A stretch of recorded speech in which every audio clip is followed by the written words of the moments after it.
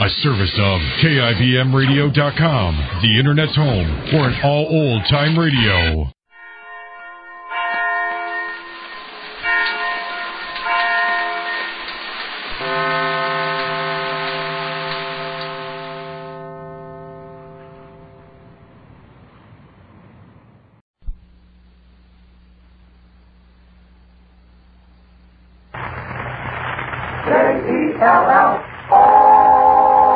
The Jell-O program, starring Jack Benny with Mary Livingston and Phil Harris and his orchestra.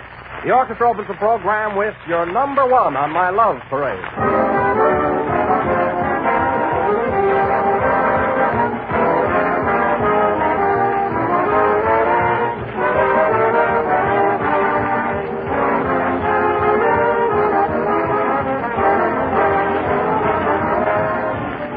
Fresh colors are the keynote of the season. For color always adds a touch of gaiety and charm to any occasion. That's why a great shimmering mold of colorful Jell-O adds the festive note to your table. For Jell-O's colors are so attractive. Clear shades of cool green, golden orange, and yellow. And Jell-O's flavors are so delicious, as truly refreshing as the luscious ripe fruit itself. You're sure to like Jell-O plain, and you like it with whipped cream or fresh fruit, or in an appetizing salad. So serve gay, colorful Jell-O soon. Whether you serve it as a dessert or as a salad, be sure you get the real thing. Genuine Jell-O. Look for the big red letters on the box. They spell Jell-O.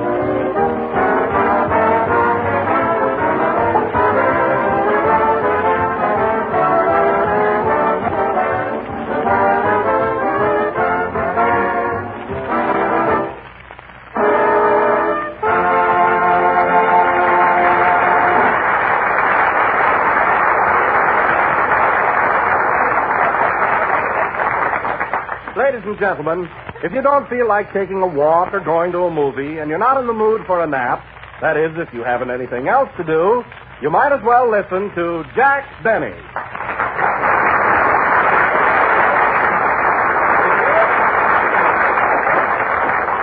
Hello again. This is Jack Benny, your last resort speaking. And thanks, Don, for that big build-up. I hope you do a better job selling Jell-O tonight than you did selling me. I will. And imagine introducing me that way. I know I'm better than taking a walk. Well, Jack, there's a lot of exercise in walking, and besides, it's strenuous. Oh, I suppose listening to me isn't hard work. You get plenty of exercise turning the dial and throwing books at the radio. Say, and listen, folks, if you want to go to the movies, go ahead. I hope you lose the bank night. What's wrong, Jack? Well, when Don introduced me tonight, he practically advised people to go to the movies instead of listening to me. Don't worry, it might be your picture, and they'll run right back to the radio. Is that so? Now listen, Phil. 1, 2, 3, 4, 5, 6, 7, 8, 9, 10. Phil, if this wasn't Mother's Day, I'd punch you right in the nose. If you do, you won't come to till Father's Day. Looks like I'm in for a rest. Oh, well, that's life. What do we talk about tonight, Don? Why not talk about Mother's Day? All the other programs are doing it. Oh, of course. Who are we to be original? Well, Don, what did you get for your mother today? I got her a box of candy, a box of flowers, and a box of Jell-O. Well, 3 smart boxes. Why'd you mention Jell-O last? Oh, just building up suspense. Why, you little suspense builder. Oh, hello, Mary. Hello, Jack. What are you talking about? Now, what would I be talking about today? You mean besides yourself? Yeah. We're talking about Mother's Day, and you better be prepared. What did you do for your Mother's Day, Mary? I sent my father $10. You sent your father $10 on Mother's Day? Don't worry, she'll get it. Well, that's silly. Now, why didn't you send it direct to your mother? Oh, she has more fun picking father's pockets. She has, yeah. Does your father ever suspect anything? Does he? Last year he didn't take his pants off for a week.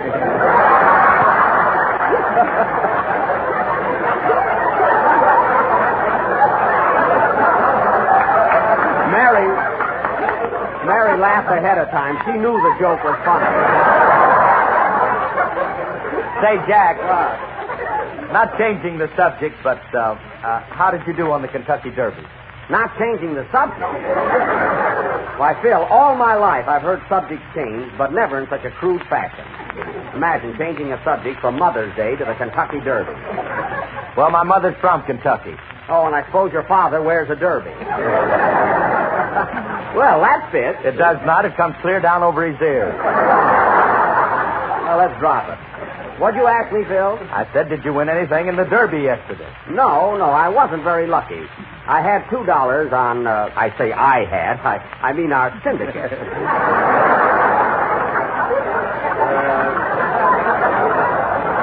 We had $2 on Sunset Trail. Sunset Trail, huh? Yeah, I had $2 right on his nose. I guess that extra weight held him back. If you'd have put one of your checks on his nose, he'd have bounced in first. Yeah, my own fault. That horse must be a fugitive from a merry-go-round. Hello, Jack. Oh, hello, Kenny. Say, Jack, do me a favor, will you? Ask me what day this is. All right, Kenny, what day is it? It's Mother's Day.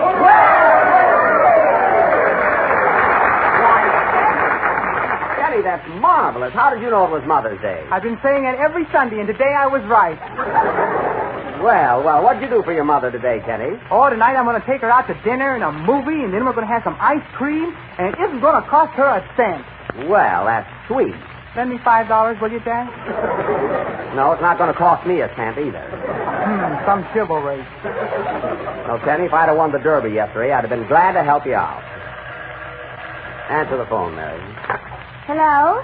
Yes? Thank you, I'll tell him. Oh, Jack! What is it, Mary? Your horse just came in. Wow, I knew he'd come through. That Buck Benny luck never fails. Play, Phil.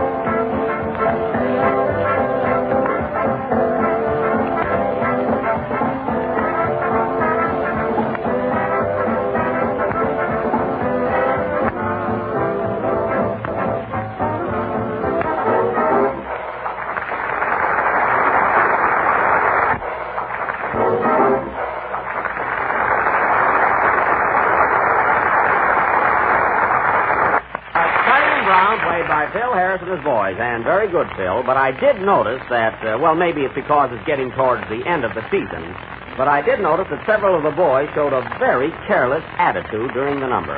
I mean, they weren't on the alert. Oh, they're always that way when they're rehearsing. Rehearsing? Why, Phil, we're on the air. I told you guys that. They talked me out of it. Oh, they did? Well, what are you, a man or a moose? Say, that's pretty good. Yeah, but you sprained your brain on that one. Oh, well, let me tell you something. Jack, don't start trouble with Phil again. Yeah, especially on Mother's Day. Listen, Kenny, I don't want to disillusion you, but get this. Phil is not a mother.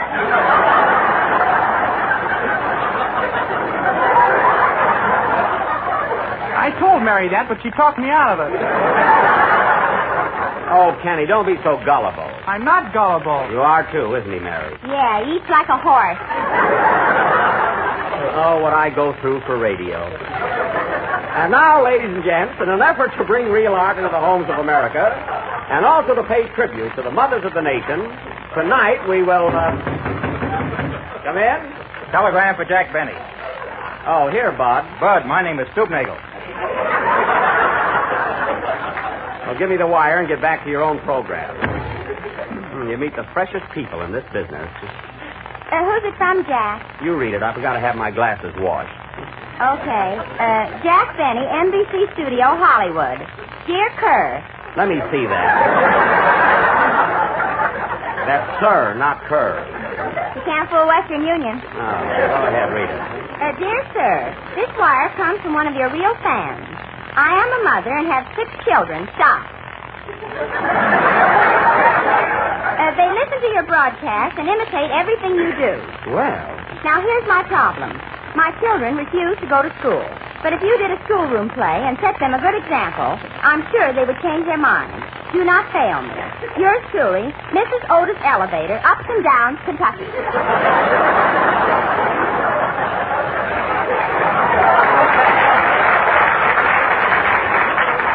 now that is a touching wire. What are you going to do about it, Jack? Huh? What are you going to do about it? Naturally, we're going to take care of this request. We can't turn down a mother on a day like this. So tonight, folks, as a special favor, we will present an original schoolroom drama entitled The Bump on Teacher's Head, or Who Threw That Desk? Inasmuch as I am the nominal head of this program, I will be the teacher. And I'll throw the desk. Phil, that's just the title. Nobody's going to throw any desk. Oh, no? Wait till we get rolling. Phil, you have a wee dash of the heel in you tonight.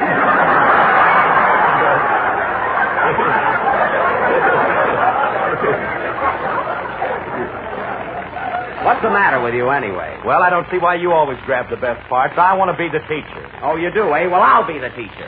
And that settles it. Come in. Well. Hello, Jig Benny. Oh, hello, Patsy. Hey, I haven't seen you in a long time. Well, I'm an individual who keeps busy. Well, what are you doing these days, Patsy? What am I doing, you're asking? I'm a lifeguard. A lifeguard. Well, how are you making out? Fine. I was safe 3 times yesterday. Well, you're some lifeguard. Why don't you learn to swim? Say, it's only a summer job. Oh, well, I don't blame you then. But, Patsy, you're just in time. We're going to do a little schoolroom play tonight, sort of reminisce, you know. Naturally. Of course. Yes. Would you like to, What? Would you like to join us and go back to your little old schoolhouse? I wouldn't get on that boat again for $1 million. I mean in this country. You want to join us? Okay, but on one condition. What's that? If the teacher keeps me after school. Well, I'm going to be the teacher. Drop the condition. And we're all set. We'll do it right after Kenny's song. Are you ready, Kenny? Yeah, my mouth open and everything. Fine. Notify your tonsils and go ahead. Sing, Kenny.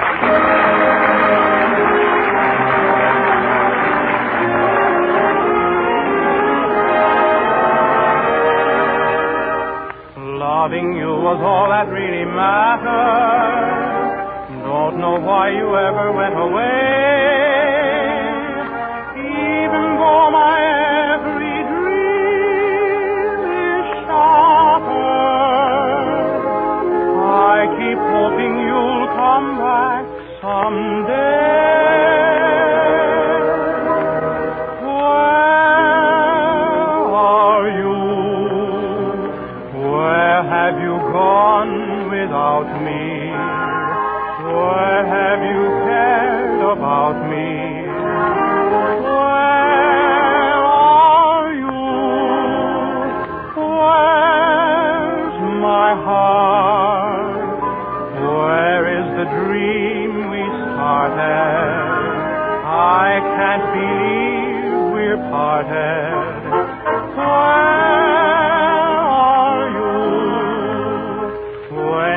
Said goodbye, love. What had we to gain when I gave you my love? Was it all in vain? All life through, must I go on pretending? Where is my happy ending?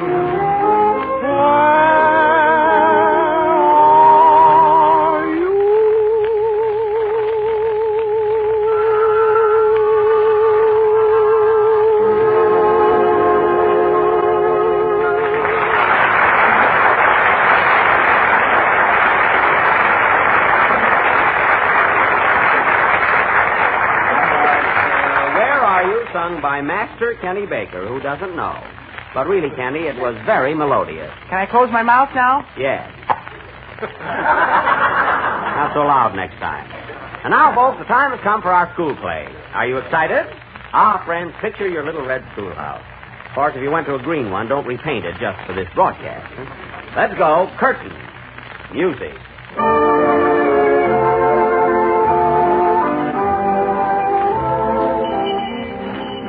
Come and get it. Come and get it. Get your red-hot education here. You can't tell one subject from another without a textbook. Come and get it. Good morning. Good morning, children. Come to order, kiddies. I will now call the roll. Don Wilson. Here. Mary Livingston. Present. Phil Harris. Now, Phil, don't be a sore loser. Kenny Baker. Here, teacher. I brought you a nice rosy apple. Well, thank you, Kenny. That was very thoughtful. Save me the core. I will. Andy Devine. Hiya, Buck. Why, Andy, I didn't recognize you with those curls. I am kind of pretty, ain't I? Yeah. Patsy Flick. Here, teacher, I brought you a nice rosy herring. A herring. Save me the car. Mary. Jean Arthur. Here. Arthur Jean. Here. Jean Harlow. Jean Harlow. She's not here.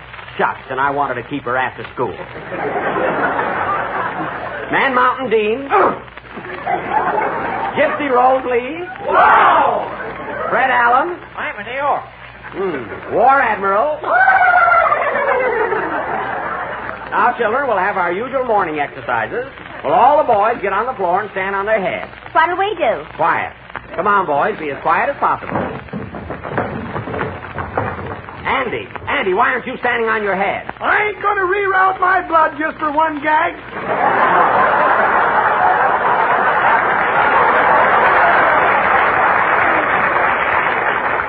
Now, back to your seats, everybody.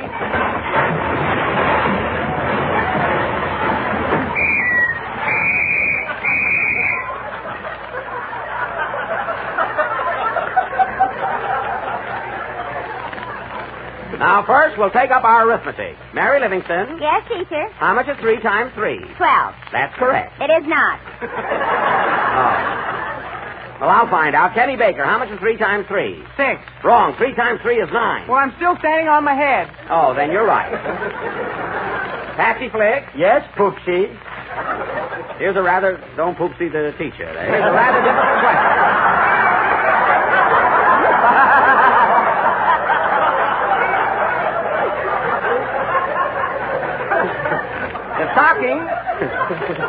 If stockings cost 50 cents a pair and you had $2, how many hairs... How many... Listen.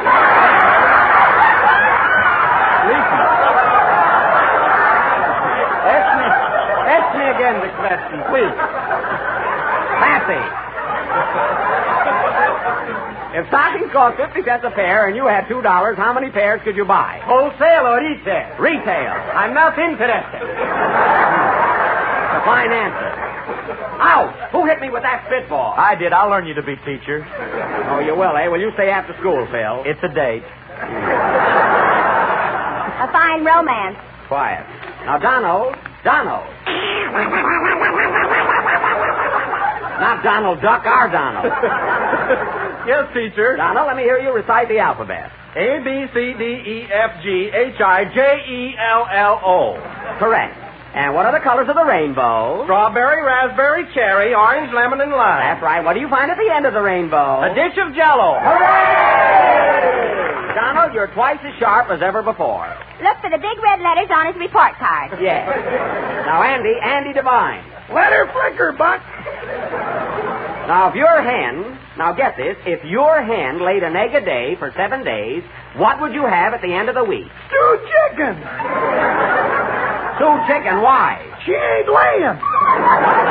Oh, well, now let me put it this way. Supposing your hen changed her mind and did lay an egg a day for 7 days, what would you have? I'd still have stewed chicken. Why? 'Cause I ain't got no gratitude. Well, neither have I. Save me a drumstick. Ouch! Phil Harris, why do you keep hitting me with those spitballs? You got a face like a target. I have not. Those are just circles under my eyes. Well, they go clear around. It's a fine schoolroom. Candy, peanuts, popcorn, and slingshots. Candy, peanuts, popcorn. Get back to your seat. You're a student here. Quiet, I got a sidelight. Well, you better have an answer, too. Did you study your history lesson? Yes, Sweetie Pie. All right. Who said, give me liberty or give me death? My uncle. Your uncle, why? You should see my imp. Well, maybe you're right. Now, Mary. Yes, teacher? Tell me, who was the father of our country? Now, I'll give you a clue. Who threw $1 across the Potomac? Mary, who threw $1 across the Potomac? Nobody on this program. This is exasperating. Kenny Baker, you tell me, who was the father of our country? Come on now. The father of our country was George Olson. That's fine, George Olson. And who was the mother? Ethel Chate. Well, that clears that up. Now, children, we will take up our spelling. Teacher, oh, teacher! What is it, Andy? Patsy Blake Pike is chewing gum in my curls. Patsy, why did you put gum in Andy's hair? He put ham in my lunchbox.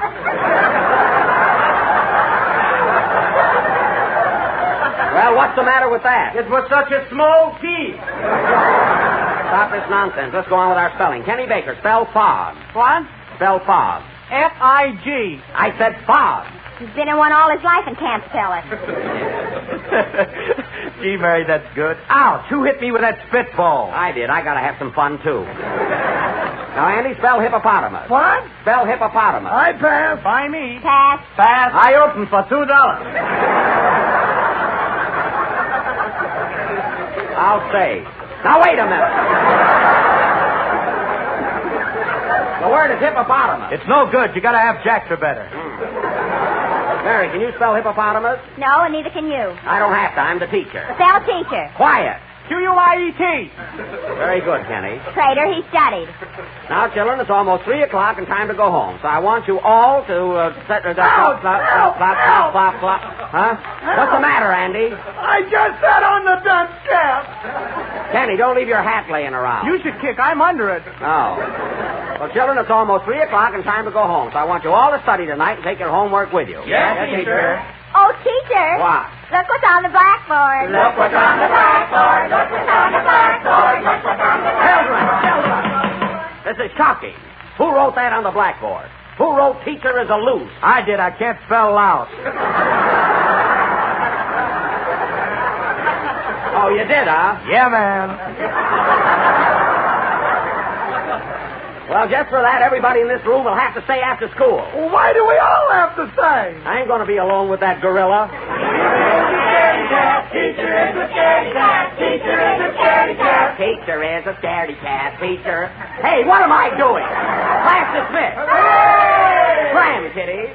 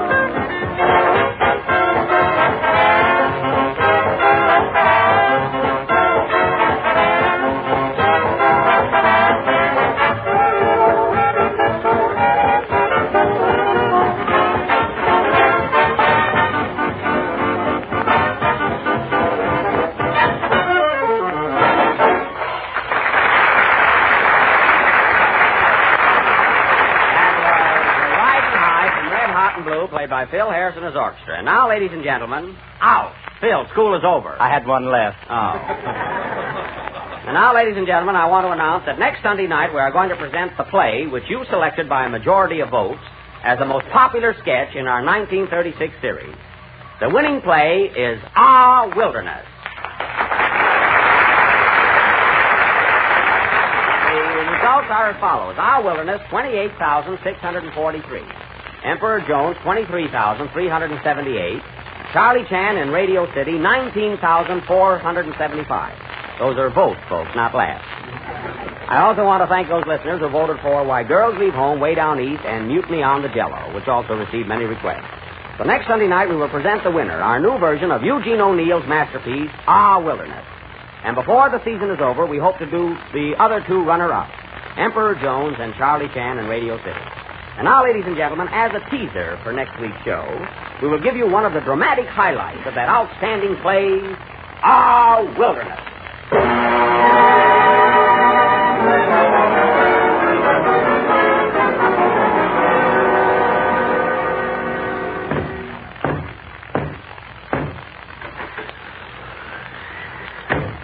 Pa!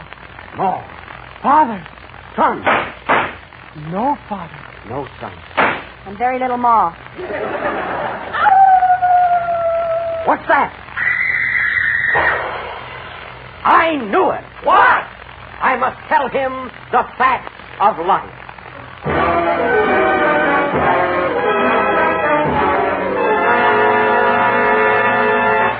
This, ladies and gentlemen, is only one of the many thrilling scenes in our next week's production. But don't let that discourage you. No, play fair.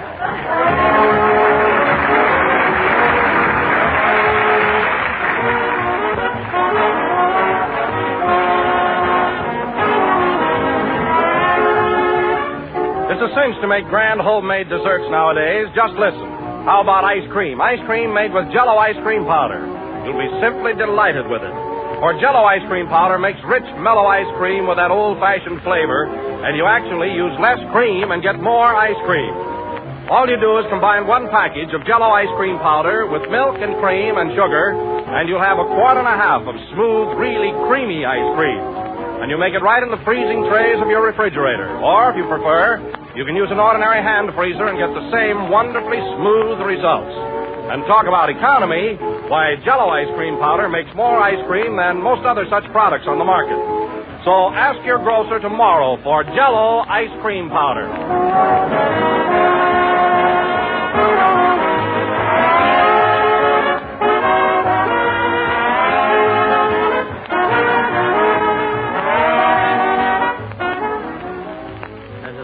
Number of the 32nd program in the new Jell-O series, and we'll be with you again next Sunday night at the same time when we offer you your favorite play, Eugene O'Neill's Our Wilderness. Jack, what's a wilderness? Well, Mary, a wilderness is a lot of trees and shrubbery, maybe a hermit or two. What's a hermit? Well, a hermit is a man who lives in the wilderness. Why? Well, because he doesn't like the city. What city? Oh, good night, folks.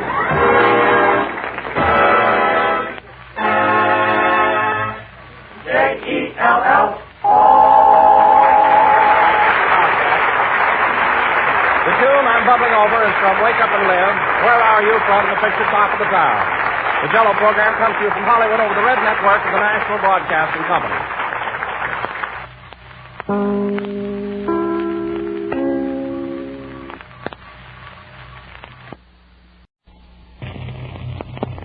J-E-L-L-O. The Jell-O program, starring Jack Benny with Mary Livingston and Phil Harris and his orchestra. The orchestra opens the program with Shall We Dance?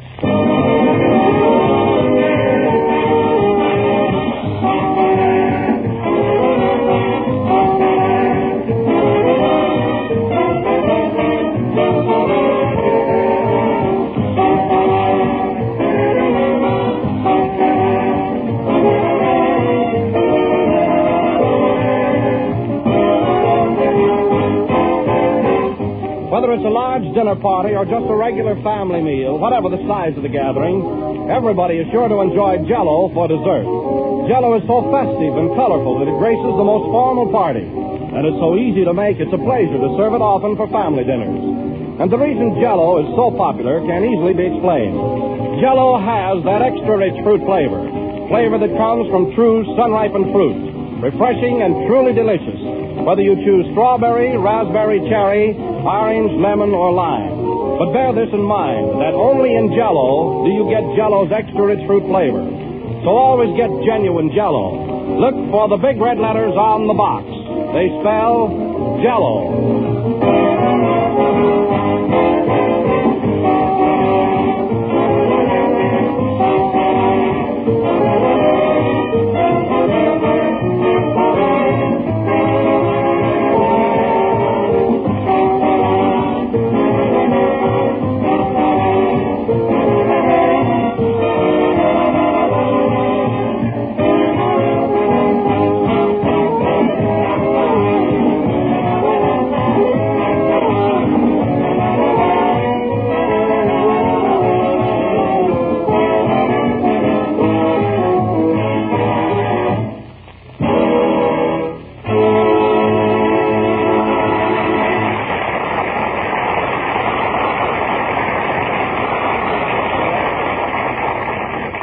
That was Shall We Dance from the picture of the same name. And now, ladies and gentlemen, Jack Benny.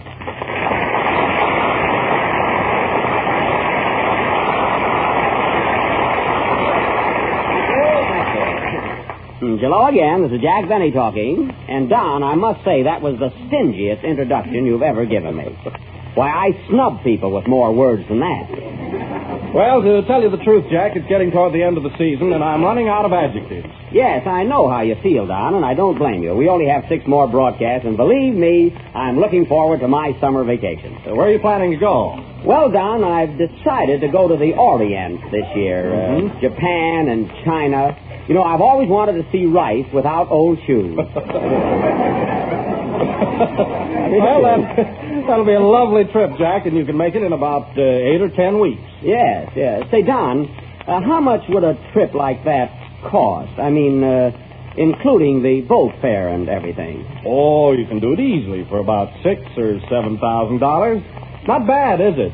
No. Not at all. About, you say about $6,000 or $7,000, huh? Yes, roughly, but it'll be worth every penny of it. Oh, no doubt.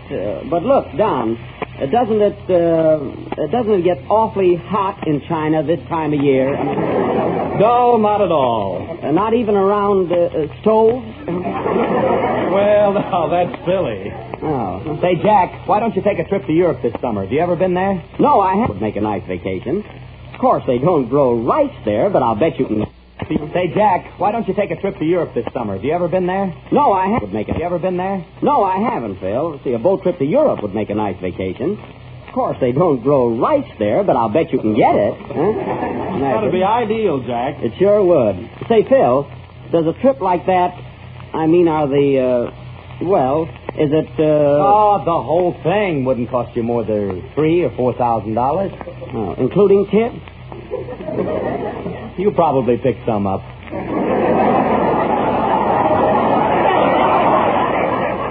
I'm leaving my violin home. Oh. You say that trip would cost about $3,000 or $4,000? Yes, and that's with your boat trip first class. Well, that's reasonable, isn't it? Yeah. First class, too. But, of course, Phil, so many of my friends tell me it's much more fun going over second class. They say it's more enjoyable. It's cheaper, too. Oh, is it? Well, I heard there's very little difference between first and second class. Now, wait a minute, Jack. That's wrong. For one thing, second class has no swimming pool. Well, good heavens, Phil, who needs a swimming pool? You've got the whole ocean. That's ridiculous.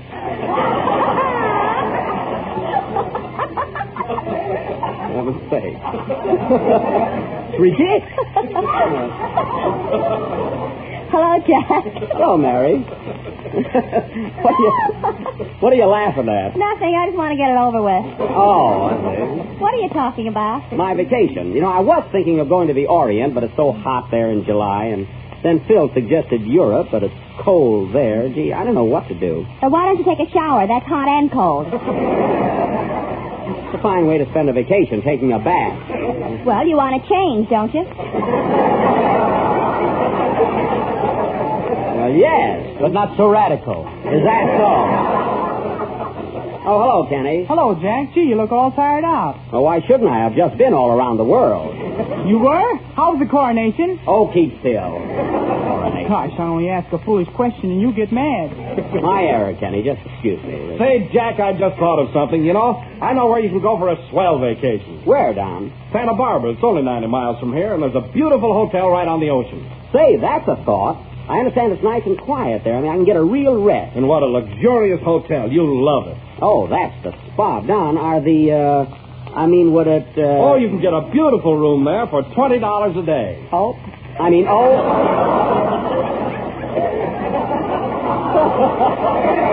Say, $20 a day. But that includes your meals. But, Don, I'm not hungry. Besides, I hear it gets pretty chilly there on the ocean. You see, I'm susceptible. What's the matter, Jack? He's got a cold in his pocketbook. He must have opened it in a draft. You mean during the draft, and that was in 1917, folks. Now, wait a minute. Wait a minute, Phil. You got the wrong idea. I just don't know where to spend the summer. You'll spend it at home if you don't spend some money. I'm not worried about the money. I'm not worried about anything. I just want to take a vacation, that's all. A vacation. Well, you can take one right now. I'm going to sing. Well, go ahead. And for 2 cents, I'd go to Ocean Park. You must think you're a letter. Oh, thank you.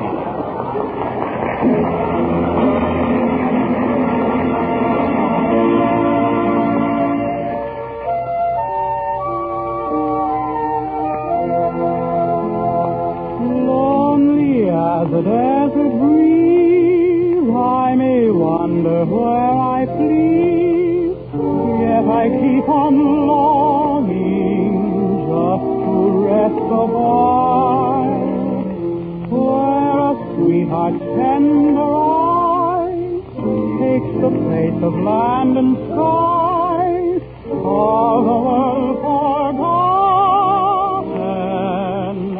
in one woman's smile.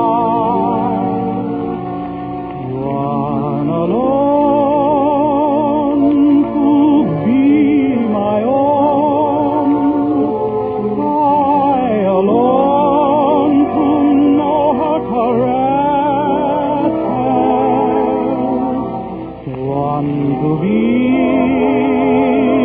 eternally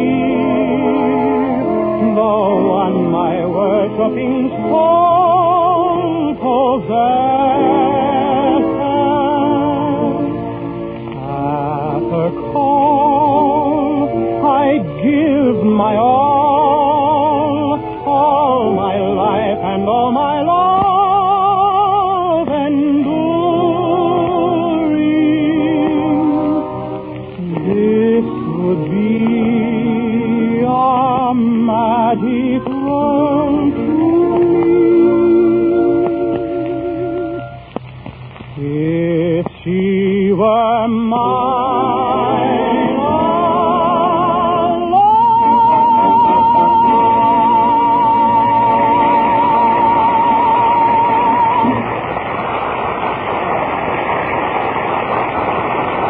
Who's better than Andy? Here we go. That was One Alone from the Desert Song, sung by Kenny Baker. And, Kenny, that was very, very good. Very, very thanks. Isn't he silly, Mary? Very, very. And you will find the Jell-O is very, very tempting with its 6 delicious flavors: strawberry, raspberry, cherry, orange, lime, and limonberry. Limonberry. How do you like that? Limonberry.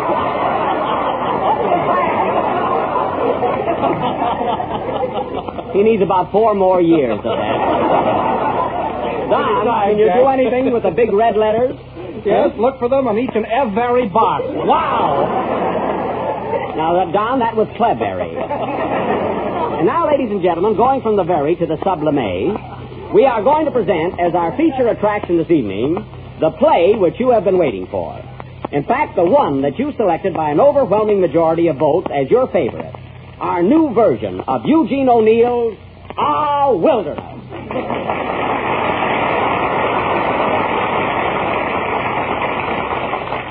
See? Now, I will play the part of the stern old father. Mary will be the stern old mother. And Kenny will be our son who is always stirring up trouble. That's good. Gee, I ad-libbed that one. I got it in my script, too. Copycat. I had it, too, but I rubbed it out. Kenny, don't be so hypercritical. Never mind, let's go on with our play. Where's Andy Devine? I rubbed him out, too. Kenny, don't be so hypercritical. Kenny, don't be so hypercritical. You didn't ad-lib that one. Never mind, let's go on with our play. Where's Andy Devine? I rubbed him out, too. Oh, hey, Andy. Here I am, Buck, and I ran to go. That's fine. Now, Andy, you can play the role of Kenny's uncle. Oh, gee whiz, ain't you got no kissing point? No. Shucks, and I got my lips all puckered up. Well, that takes care of the lip, or the cat. I'm sorry I haven't a part for you, Don. Oh, that's all right. I'll just sit around. You don't feel hurt about it, do you? No, I'm just terribly wounded. Oh, well, I'm sorry. You got a right to kick after that first plug you gave. Now, this play will go on. Hey, what about me? Am I in this thing or not? No, Phil, you threw spitballs at me last week, and this is your punishment. So I haven't got a part in the play, huh? No, you haven't. Well, if you hear a knock on the door, watch out. Now, listen, Phil. We're attempting real art tonight, and if you do one single thing to detract from or mar this drama, as sure as there is a sky above us, I will thrash you to within an inch of your orchestra. Don't get that close or they'll slug you. Well, anyway, folks, immediately after the next number, we will take you to that little town of Drop Stitch, Connecticut, and present our modest little masterpiece, Our Wilderness. Say, Jack. What? Do I have to be Kenny's mother? Yes, I have to be his father, don't I? That's what I'm complaining about. Oh.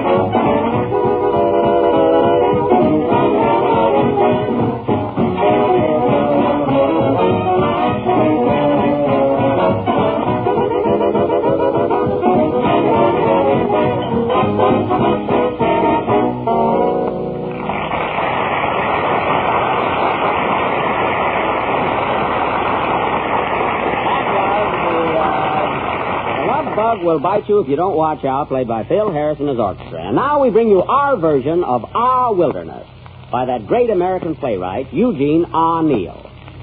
The locale is a small town in New England not far from Boston and not near from here, yet quite a ways from Portland, which is certainly close to Hoffa. That's the silliest thing I've said yet.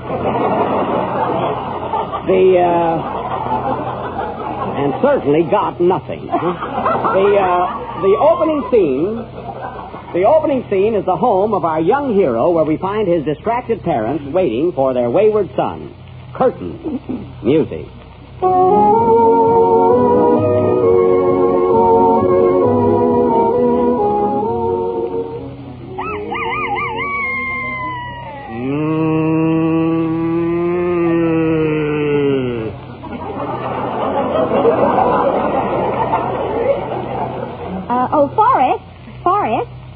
Teresa. Where's our son, Wilderness? He ain't home yet. Last night he got in late, too, and told me he was out playing pool. Was he? He must have been. He had red chalk on his lips. Wonder what time it is. Here it is, 17 minutes of 9. And that son of ours still gallivanting around. Well, don't worry, Pa. He's a good boy and smart, too. He got the biggest marks in school and stood at the head of the class. Where he got the marks, he had to stand. I tell you, Teresa, I don't know what this younger generation is coming to. On the way home tonight, I actually saw a young couple holding hands before it got dark. What's the matter with that? When I was young, boys never thought of doing the things they do today. That's why they didn't do them. I never thought of that. You know, Pa, I've been thinking. You really got to talk to Wilderness and tell him the facts of life. He's going on 29. When I was his age, I was wearing long pants. About time he had them pressed. Well, I guess you're right, Ma. That boy of ours ain't a child anymore. Has he got a shaving mug? Yep, but he never shaves it.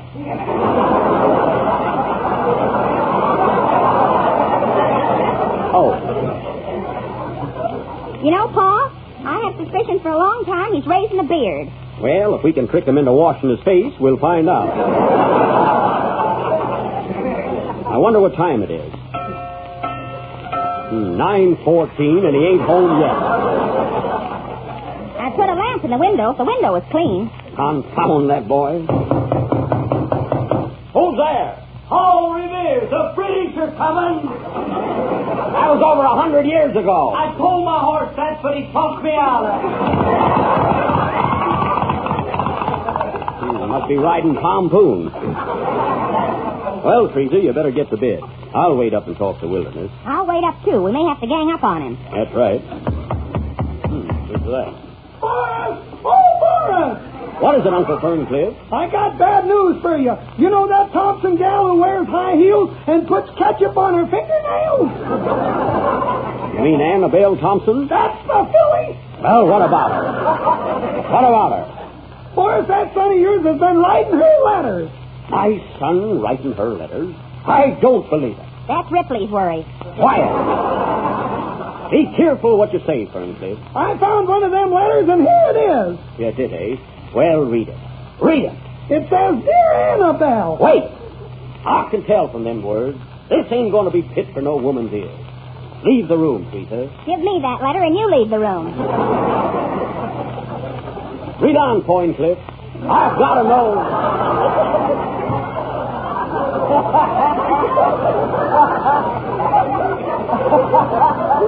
It says... I got to know what's in it. Well, it says, Dear Annabelle, the roses are red, violets are blue, sugar is sweet, and so are you. Yours truly, Wilderness.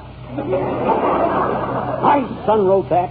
Let me see that letter, Ferncliff. Here you be. I wouldn't have minded it so much except for those last 4 words. And so are you. That's a-going too far. Now, don't be too hasty for us. Maybe he wasn't himself when he wrote it. He must have been. Every word is misspelled. Yeah. Yeah, he's only got what? G and sugar. Here comes our boy now. Forrest, you must talk to him. Ah, Father. Ah, Mother. Ah, Wilderness.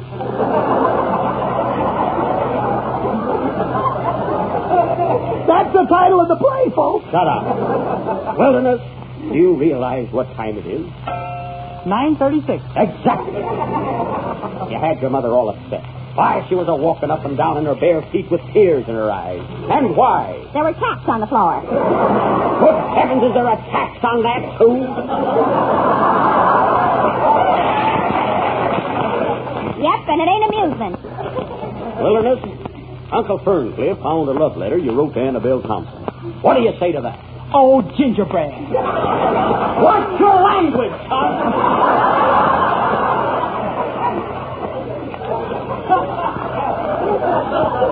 Did you have a drink before you came home? Yes, Father, a malted milk.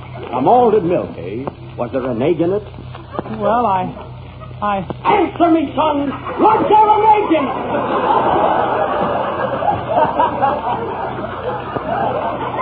Yes, Father. Oh, Horace! Control yourself. that's the last straw. But I couldn't help it, Father. I couldn't help it. I was driven to it. I don't care how you got there.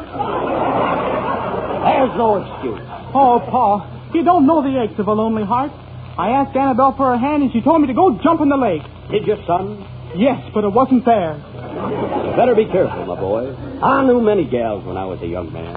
Oh, but your mother was different. Yeah, she got hooked. I know how you feel, son. When I first proposed to your ma, she turned me down. Then I felt so bad I drank a glass of iodine. Was there an egg in it? Leave the room, Teresa. I'm going to have a talk with Wilderness about the facts of life. I hope you learned something. Come here, son. You're going on 29 and approaching manhood. And there are a few things you ought to know. What is it, Dad? Wait a minute. Ferncliff, lock the door.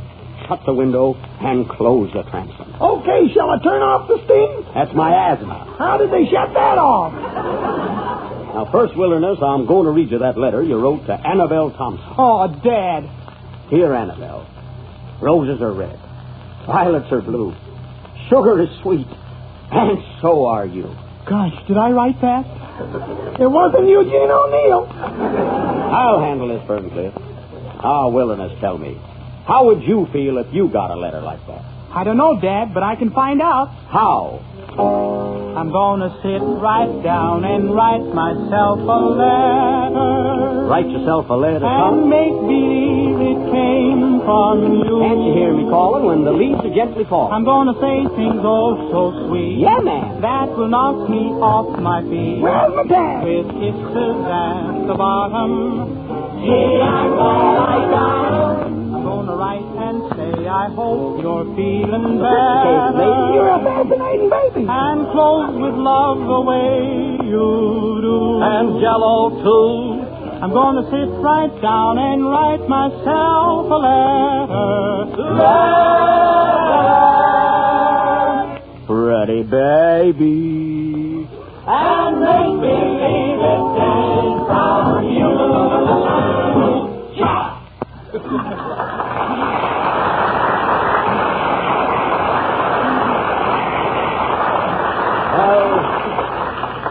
Are you going to take an encore, son? No, Father. Then sit down while I tell you the facts of life.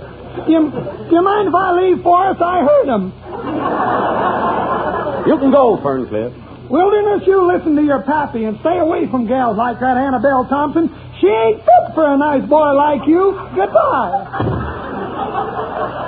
Your Uncle Ferncliff is right, Wilderness. She ain't your type. She'll do till my type comes along.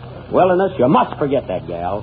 I know it ain't going to be easy at first, but someday you're going to thank me. But I love her, Father. Oh, pshaw. There are plenty of other pebbles on the beach. Gee, how can you neck a pebble? Anyway, Father, I love Annabelle. And if I can't marry her, I don't want to live. I'll kiss myself. I tell you, dope. Calm down, son. Do you really feel that way about Annabelle? Yes, Father, I do. And you can't live without her? No, Pater. I ain't a-going to stand in the way. I may be wrong about Annabelle. But if she is the gal of your dreams, go to her, my boy. Go to her. But I fear it's too late. It's never too late. I'll fix it up for you, son. I'll call her on the telephone right now. What's her number, my boy? Spruce, 333. Did you hear that, operator? Well, get it. Don't worry, son. I'll arrange everything, and I ain't going to stand in the way of your happiness. Hello? Hello, is this Annabelle Thompson's house? Sure is. Hiya, Buck. Why, Uncle Ferncliff, what are you doing at Annabelle's house? She ain't your gal. I told her that, but she talked me out of it.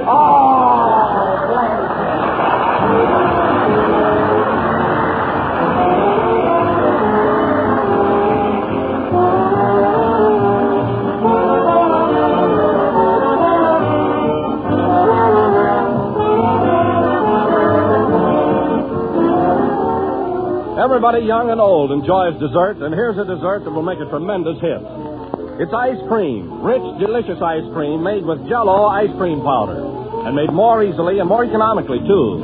For when you use Jell-O ice cream powder, you actually use less cream and get more ice cream. All you do is combine a package of Jell-O ice cream powder, some sugar, milk, and cream, and you make it right in the freezing trays of your refrigerator. In just a short time, you'll have a quart and a half of extra delicious mellow ice cream, the old-fashioned creamy kind. And if you prefer, you can use an ordinary hand freezer and get the same delicious results. Jell-O ice cream powder comes in 5 luscious flavors. You'll like all of them. And Jell-O ice cream powder makes more ice cream than most other ice cream preparations you can buy. So tomorrow, ask your grocer for Jell-O ice cream powder.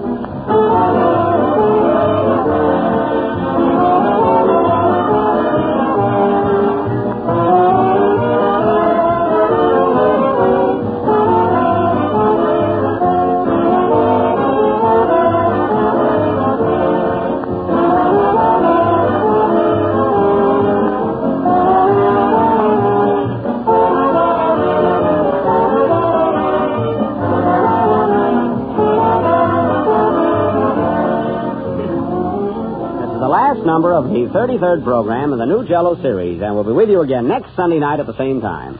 I hope you all liked our play, Our Wilderness. Jack, I must compliment you. You did a wonderful job of acting. You really surprised me. Well, Don, I really surprised myself. I hope some picture producers were listening in. If they were, they heard a remarkable performance. I didn't like it. Now, I knew you wouldn't, Phil. You're just jealous because you weren't in it. I was in it, and I'm not jealous. Well, Kenny, you gave a sterling performance. Is that so? I was as mediocre as you were. Well, never mind. Huh? Oh, Jack. What? A wire just came in from Eugene O'Neill. Oh, what does he say? Jack Benny, NBC Studio, Hollywood. Just heard your version of my play, All Wilderness. All me. Well, that's the last time I'll ever do one of his plays. That's in the wire, too. Good night, folks.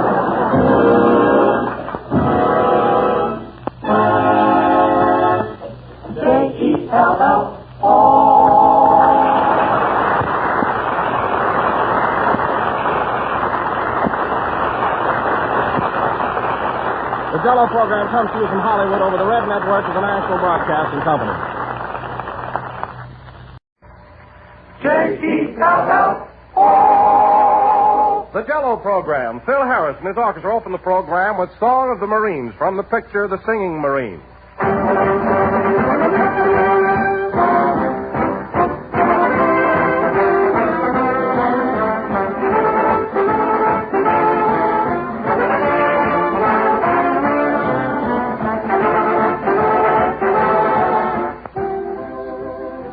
After week, I've been saying to you good people, get genuine Jell-O, accept no substitute.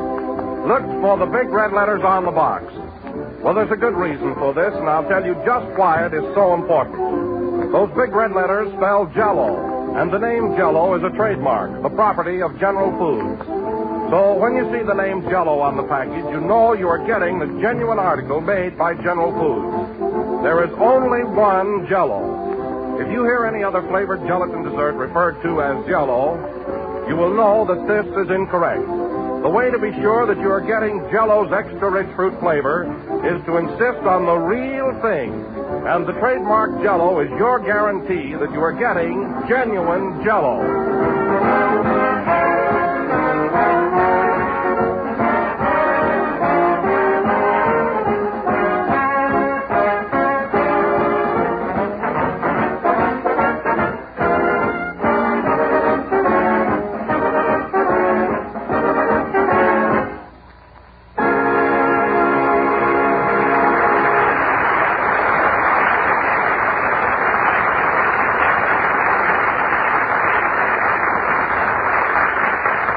Good evening, ladies and gentlemen. This is Don Wilson speaking. I'd like nothing better than to introduce Jack Benny at this point for a half hour of fun. But I am indeed sorry to have to tell you that Jack is confined to a bed with a severe case of flu and will not be able to appear tonight. Mary won't let anyone else act as nurse, so she's giving him expert care, and we expect to have him back with us next week as hale and hearty as ever. So Phil Harris, Kenny Baker, and I will try to carry on with the assistance of Trudy Wood, who very graciously offered to work with us in Jack's absence.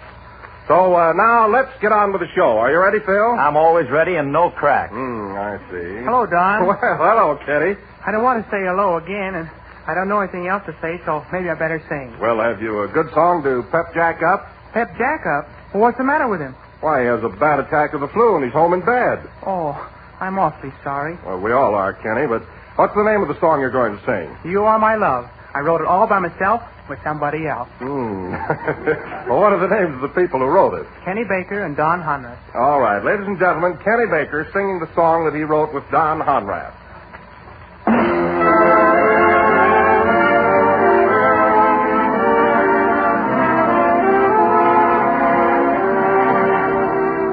Wondrous happiness is mine, dear. It comes from above. And my happiness is so divine, dear. It is your love.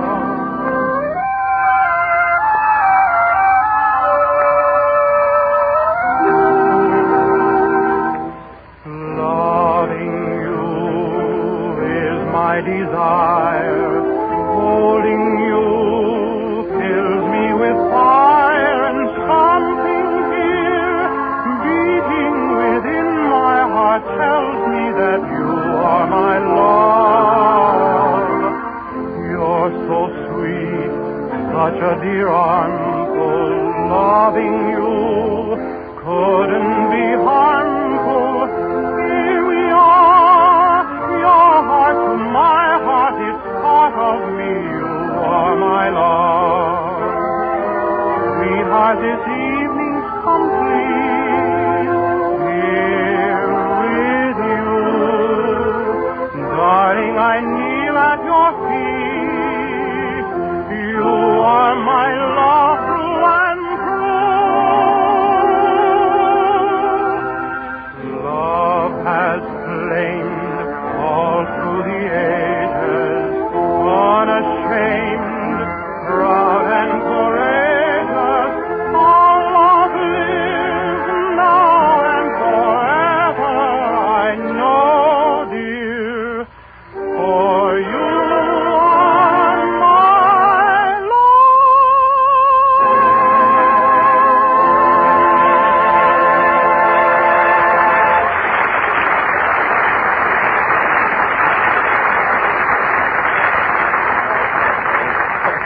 Kenny, really, that was really swell. You think Jack liked it? I'm sure he did. I'll bet he's just itching to get back here on the program right now. Here's where I play my next tune, Don. Hey, you're pretty sure about that, Phil, aren't you? How do you know? Well, if I don't, you'll have to do a lot of ad-libbing.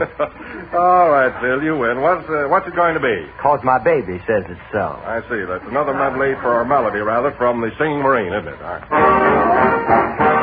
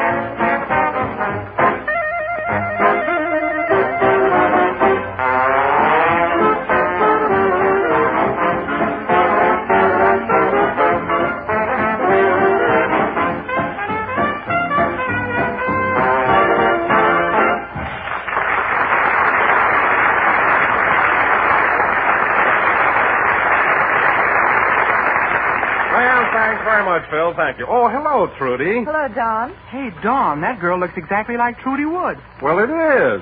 Oh. Well, Trudy, I want to thank you for coming over here tonight. It's really mighty fine of you. It's a pleasure, Don, and I hope Jack Benny is back with you again next week. We all join you on that, Trudy, and we're sure that he will be. What are you going to sing for us tonight? Never in a Million Years. Oh, from the picture Wake Up and Live. Miss Trudy Wood.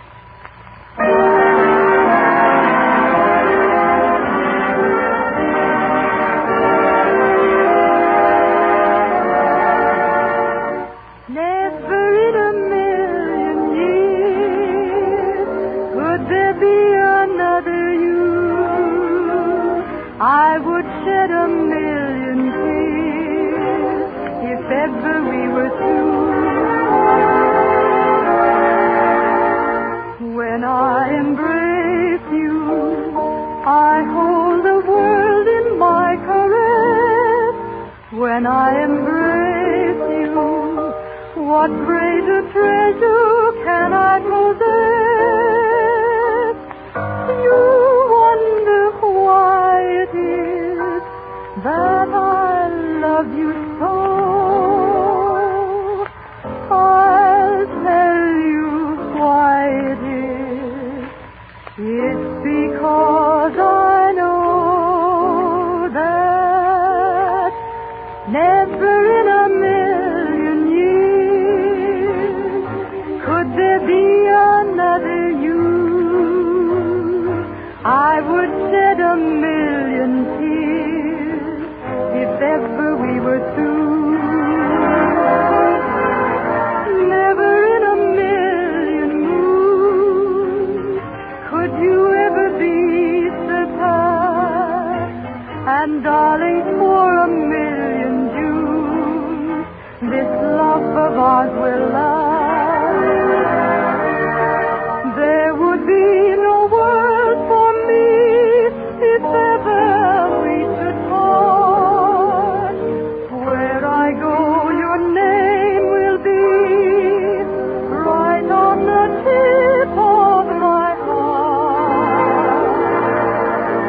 For only once in every lifetime, someone just like you appears. Is there any greater glory, any greater thrill? No, never in a million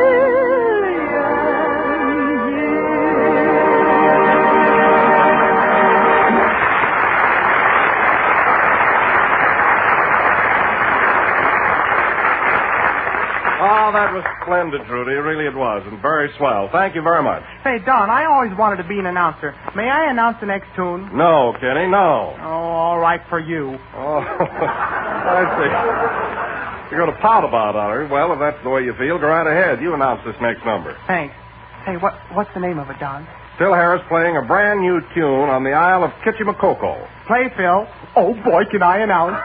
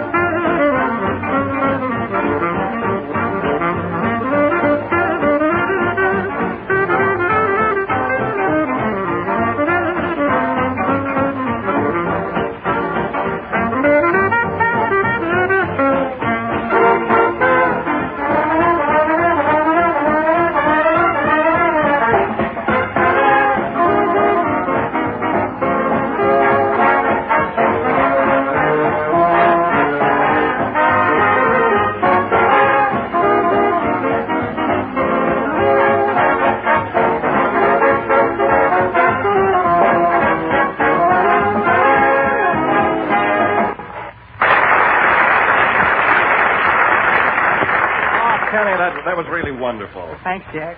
What? Jack? What do you mean, Jack? My name's Wilson. I have to give Jack a plug someplace. I see. Well, what have you for us now, Phil?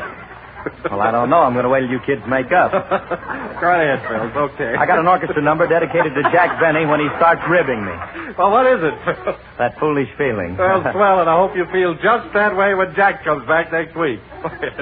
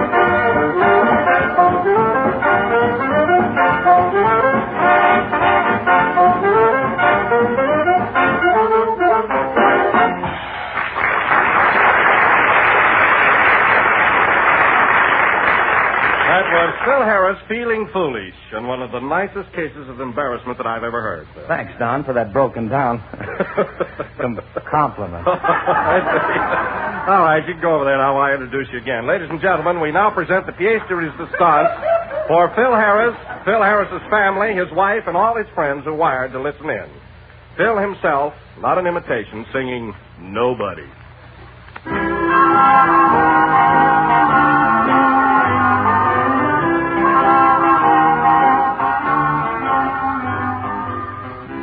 When skies seem full of clouds with rain, and I'm all filled with naught but pain, who soothes my bumping brain? Nobody. Then when that winter comes with all that snow and sleet, here I am all hungry, and I got cold feet. Who says, why don't you come on in here, bud? Can't you see we're fixing to eat? Nobody. Now, I ain't never done nothing. I ain't never done a solitary thing to nobody, as far as I know. And I know very well that I ain't never got myself nothing from nobody at no time. So until I gets myself something from somebody at some time, I ain't gonna do nothing for nobody at no time. Now when summer comes so cool and clear, and my friends sort of see me edging there, who says, why don't you break down and come on in here? Can't you see we fixing to have a beer? Nobody. And then when I tries so awful hard, and I schemes and plans to keep going around looking just as sharp as I can, who says, oh, have a look at that handsome man. Not a single soul. Then when all day long things kind of go amiss. You all know how they do. And I go on out home, expecting to find a little bliss. Who trips up to me lightly and plants upon my cheek a glowing kiss?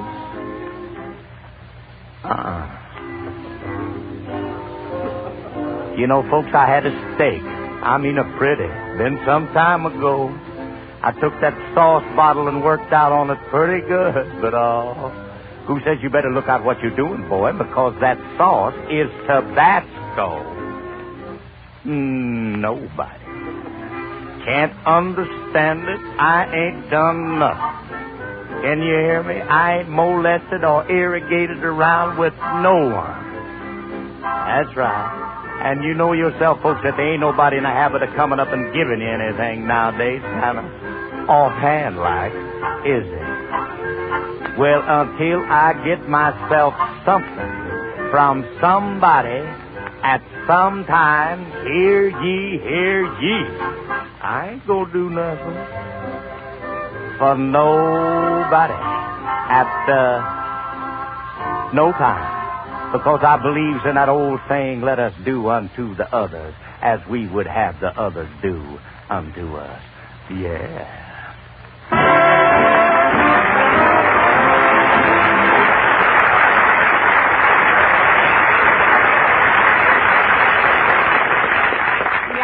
There's land that sure was something. Where'd you get that? Hey, Kenny, you know, I'm supposed to say that. I know, but I did so well in my other announcements. Well, if you're going to announce and Phil Harris sings, then I'm going to pep Jack Benny up by singing myself.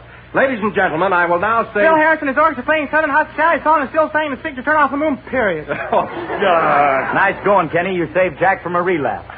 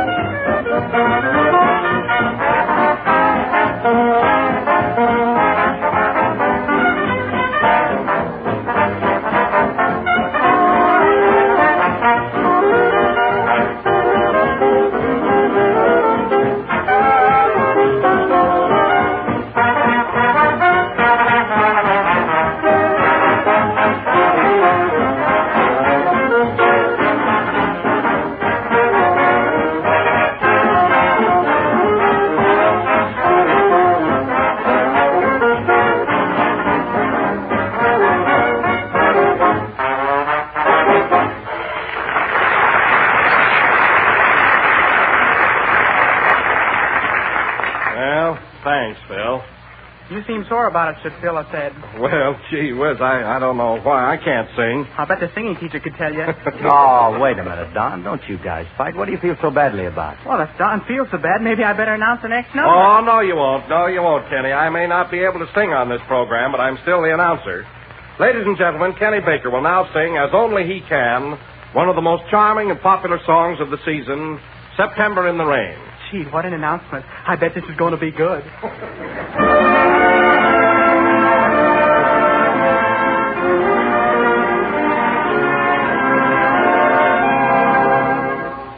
My daydreams lie buried in autumn leaves.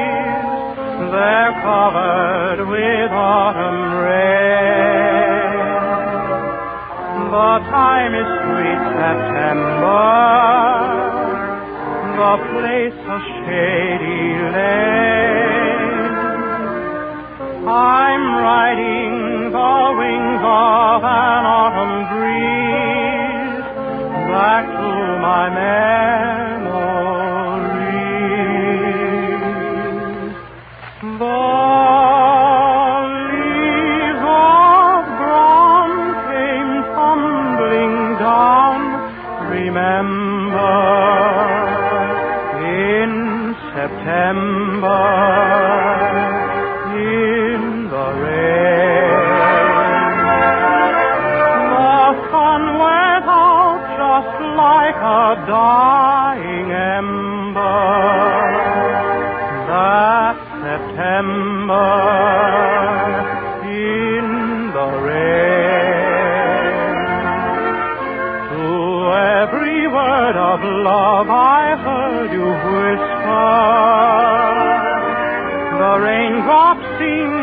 sing our grand refrain.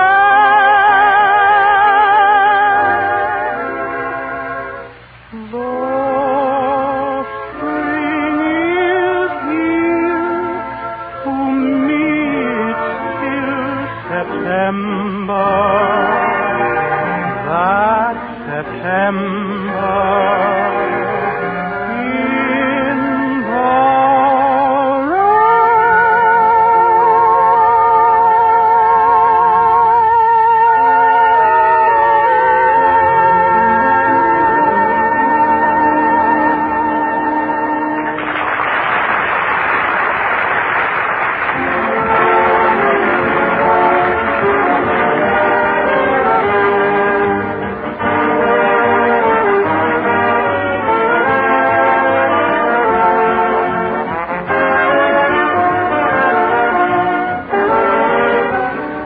Lots of people say that one of the nicest things about a dinner is the last course, and that's certainly true when you serve this grand dessert.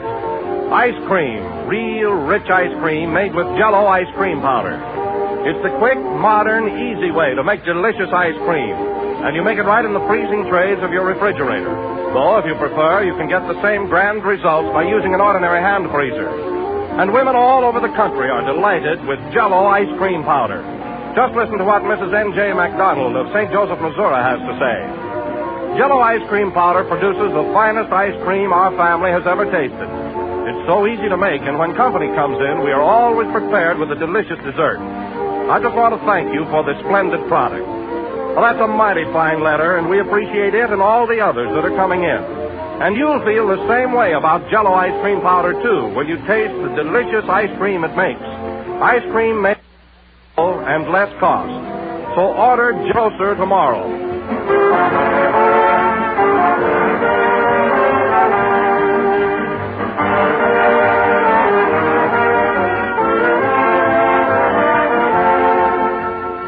This is the last number of the 34th program of the current Jell-O series, and the cast joins me wholeheartedly in wishing Jack Benny a very speedy and complete recovery, so that next week he and Mary Livingston will be back here as well and jolly as ever to say to you, good night, folks.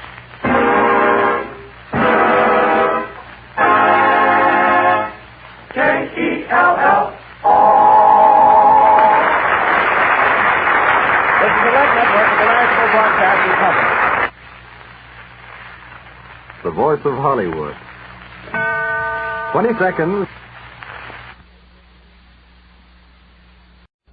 K-E-L-L.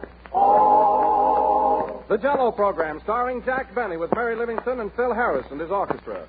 The orchestra opens the program with Oh Ah.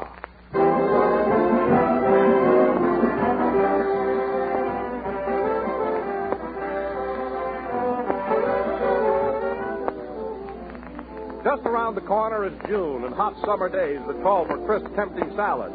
And the best salads I know of call for Jell-O. Try combining fresh vegetables or fruits with Jell-O for an appetizing luncheon or supper salad. If you've never used Jell-O in salads, you've missed a great bet. For shimmering Jell-O makes the most refreshing, zestful salad you ever served. And here's one suggestion. Mold shredded cabbage, diced cucumbers, and celery in lemon Jell-O. Serve on crisp lettuce with real mayonnaise. Or make a fresh fruit salad with orange Jell-O. Why, there are any number of interesting salad combinations you can work out for yourself using any one of Jell-O's 6 delicious flavors. And you'll enjoy them all, for Jell-O has that extra rich fruit flavor. Flavor that comes from the real ripe fruit itself. But whether you serve Jell-O as a salad or as a dessert, always be sure to get the real thing.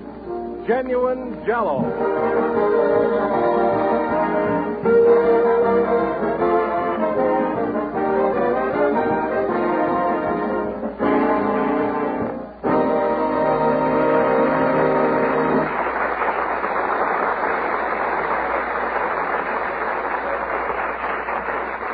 And now, ladies and gentlemen, let us hail the return of a man who last week was flat on his back, but is now standing here flat on his feet, Jack Benny.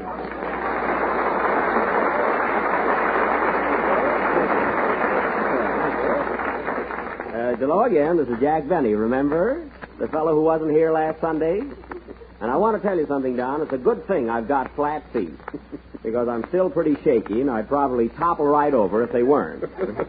Oh, come on now, Jack. You weren't so terribly sick. I wasn't, eh? That's all you know about it. As it happens, I was critically ill. Well, I didn't see any headlines in the papers about it. Well, that's not my fault. I phoned them all. Next time, I'll take out an ad.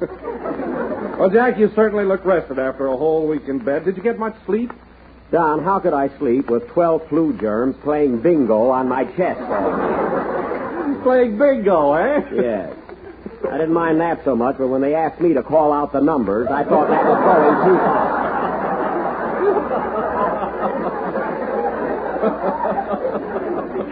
You know, I'm still pretty weak. Well, you certainly don't look it, Jack. You're the picture of health. Now, that's silly, Don. Take a look at my tongue. I don't see anything unusual. It's just a common, ordinary tongue. Oh, it is, eh? Well, then I'm glad I stuck it out at you. You're just jealous because I look like Dracula. All right, all right. If it'll make you any happier, you look lousy. Now you're talking. I'm glad you woke up. Pardon me, Mr. Benny. It's time for your pill. Oh, yes. Thank you, Doctor. Thank you. Don, I want you to meet Dr. Baldy.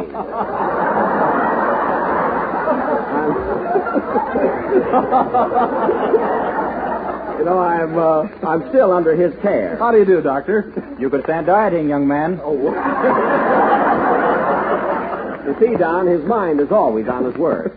My nurse is here, too. She's waiting out in the hall. Why don't you have her come in? Oh, no, not with these orchestra boys around. They're wolves in rented clothing. Hello, Jack. I'm glad to see you back again. Oh, hello, Mary. Thanks. Gee, I sure had a tough time this past week. Don't I look awful? I'll say you're as pale as a goat. Ghost? You mean pale as a ghost? Well, this goat is dead. Oh, a goat. Well, that was fast thinking. What? I say that was fast thinking. Oh, I thought you were talking about the goat. I wasn't. And Mary, I want to thank you for those lovely roses you sent me. They were beautiful. Were they? Yeah, it's the first time I've ever seen a third of a dozen.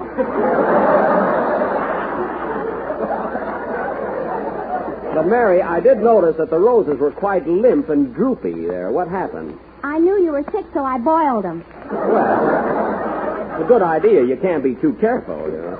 Oh, hello, Kenny. Hello, Jack. Gee, you look so laurel and hearty. That's hale and hearty, but let it go. Oh, that's all right. The next time I'm sick, don't wire congratulations. Well, it worked on Mother's Day. Well, let's not get involved in that, you know. Mr. Benny, it's time for your medicine again. Oh, yes, Doctor, yes. Now, first you take this red pill, and then you follow it with this white one. Two of them this time. I say, what's the white pill for? In case the red one is poison. Well, that's thoughtful. Isn't he an unusual doctor, Mary? Yeah, what do you take in case of him? I wish I knew. Say, Jack, is that girl out in the hall your nurse? Who do you mean? That pretty blonde with a white uniform and Phil Harris around her neck. Oh, where'd you see her? Oh, out in the hall around Phil Harris's neck. I thought you said Phil was around her neck. Oh, they're all mixed up. Oh, so that's why Phil sneaked out of here. I got a good mind to go out there and put him in his place. Oh, Jack, you're up on your feet now. Why don't you stay that way?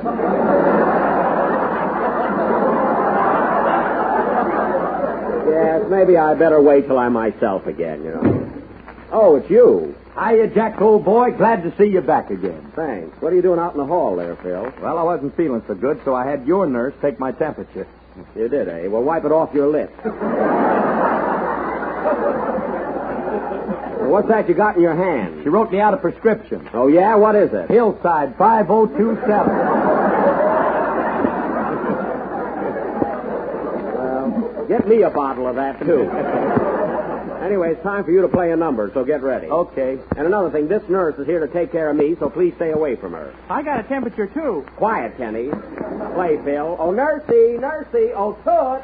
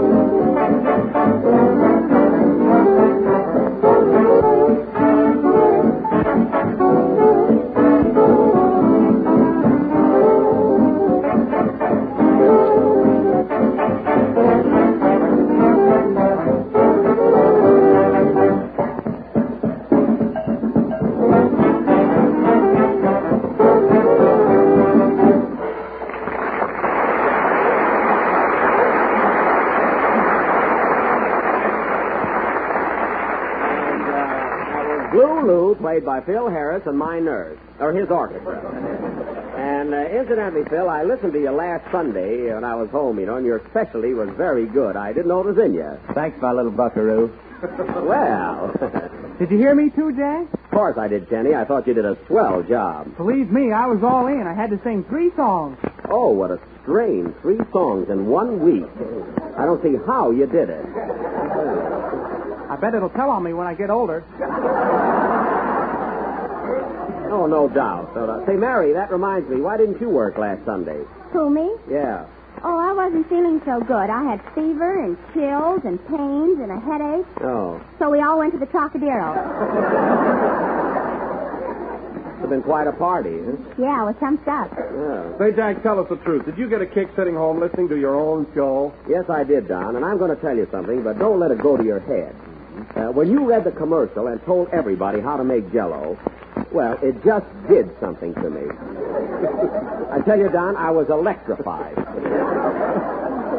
Oh, you're kidding. No, I'm not. And Don, listen, Don, when you said, look for the big red letters on the box, as sick as I was, I jumped right out of bed and looked for it. You did? Yes, sir. Ah, Jack, didn't you love the way I said, there was only one Jell-O, and the trademark is your guarantee? Don, when I heard that, well, there was a lump on my throat. Don't you mean a lump in your throat? No, this was an ice bag. But, Don, the biggest thrill I got all evening was when you mentioned the different flavors. Really, Jack?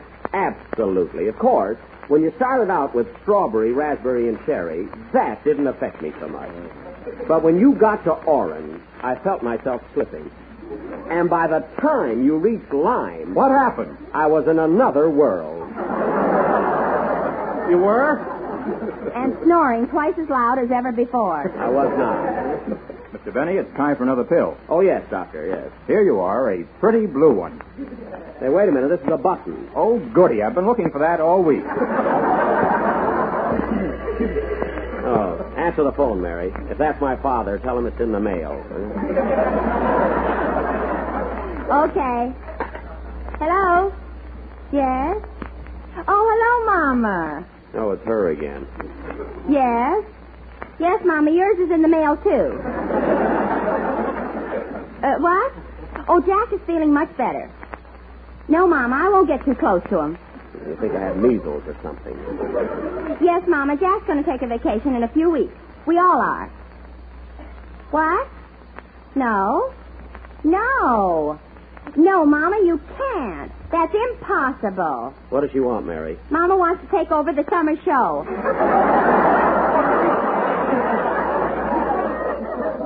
Tell her no. I'll never be able to follow her. Oh, Mama, he says he'll never be able to follow you. What? What are you laughing at? She says you won't even be able to follow this phone call. Oh, matching wits, huh? Well, goodbye, Mama. Thanks for calling. I'll write you a letter tomorrow. What? Oh, that's too bad. Well, goodbye. Isn't that awful, Jack? I won't be able to write letters home anymore. Why not? Papa's raising pigeons in the mailbox.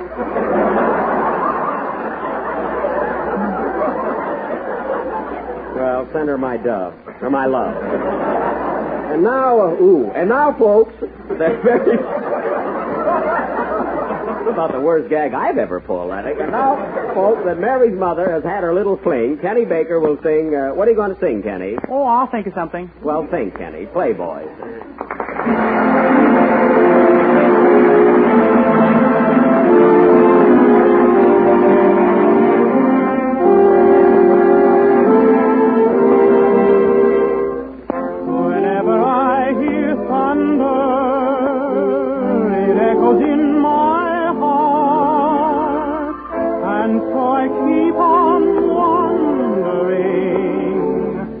How long we'll be apart.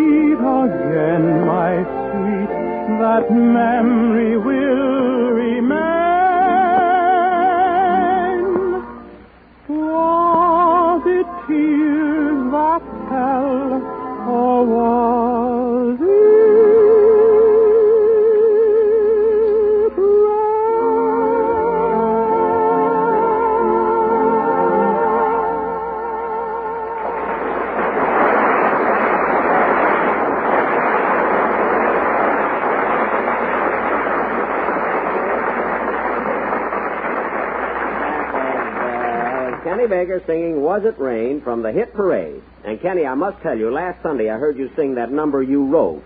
What's the name of it again? You Are My Love. That's it. It was beautiful. I'll have to play it on my violin sometime. Oh, Jack, it's my first song.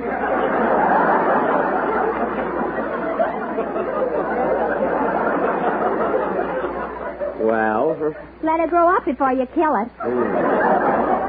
You two have a lot of respect for an invalid. And now, ladies and gentlemen, for our feature attraction this evening, for our dramatic sacco, we are going to present an original mystery melodrama, a thrilling and blood-curdling adventure entitled Death at Midnight, or the Murder Case. Now, I will play the part of Detective O'Benny, who always gets his man. Phil Harris will be my assistant. Who always gets your girl. Quiet. Now, as this is a murder mystery, Mary Livingston will be the wife of the murderee. And Kenny Baker will be the victim. Oh, gee, there's no future in that. I'm going to be your wife. What have I got? Please.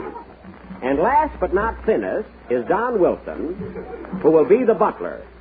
However, before presenting our mystery, folks, let me give you a brief synopsis of what has happened up to now.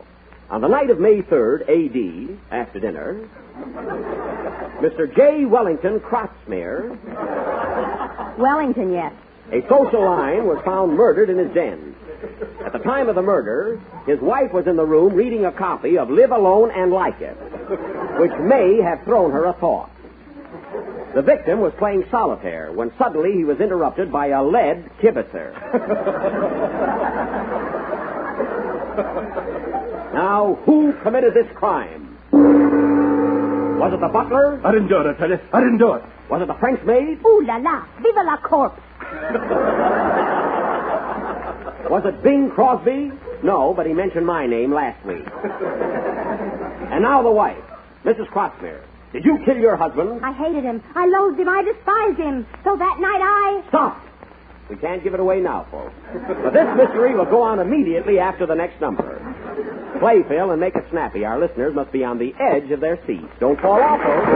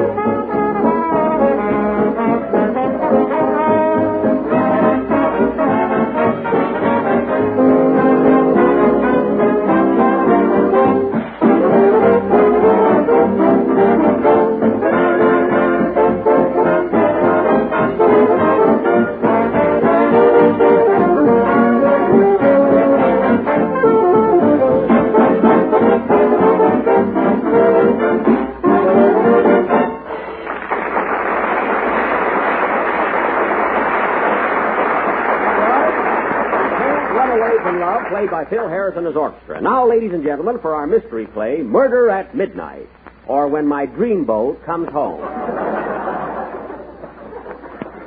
The opening scene is the office of Detective O'Benny at police headquarters. Curtains. Phone call. I mean music.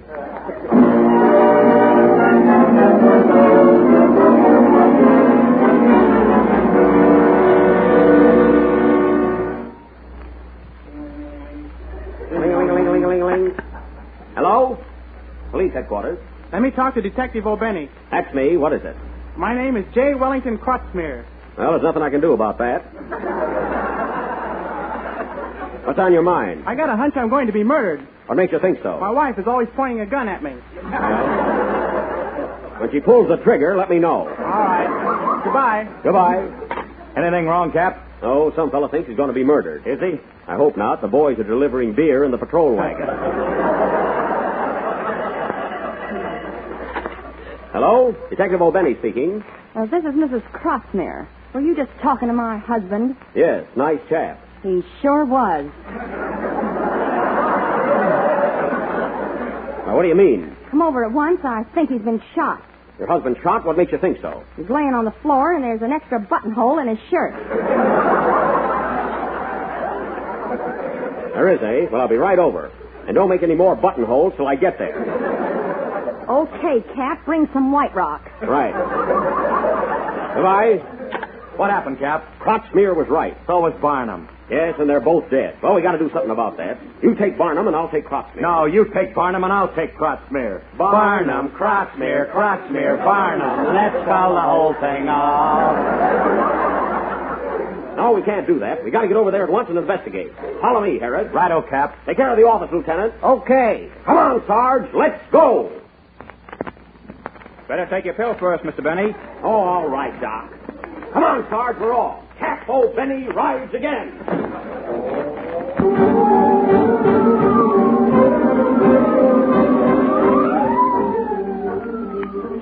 Well, here we are, Sarge. This is the place, all right. Open up in the name of the law. This is police headquarters. Doggone it, I forgot to release the brake.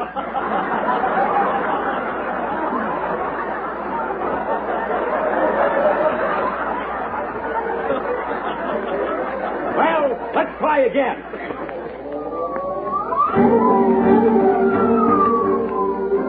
This will be the place, Sarge. It better be. We're out of gas. Open up. Come on, open the door. I'll break it down. Well, good evening, gentlemen. Good evening, eh? Make a note of that, Sarge. Okay, Cap. You're the butler, aren't you? How do you know? Your uniform is a dead giveaway. Now, come on, you. Where's the body? You mean Mr. Crotsmer's? Yes. Well, he's right there on the floor. Thanks. Follow me, Sarge. Yeah, man.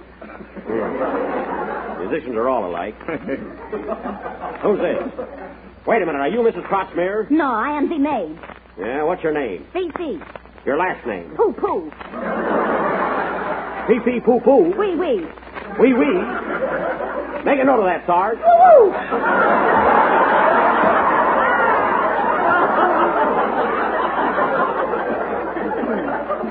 Sergeant. Now, Fifi, bring Mrs. Crotsmere in here. Here I am, Cap, fit as a fiddle and ready for a new husband. Oh, yeah? I want to talk to you, madam. Go ahead, Blue Coat. Take a load off your feet and sit down. Thanks. Ouch! What's the matter, Cap? I've been looking for that badge all day. Oh.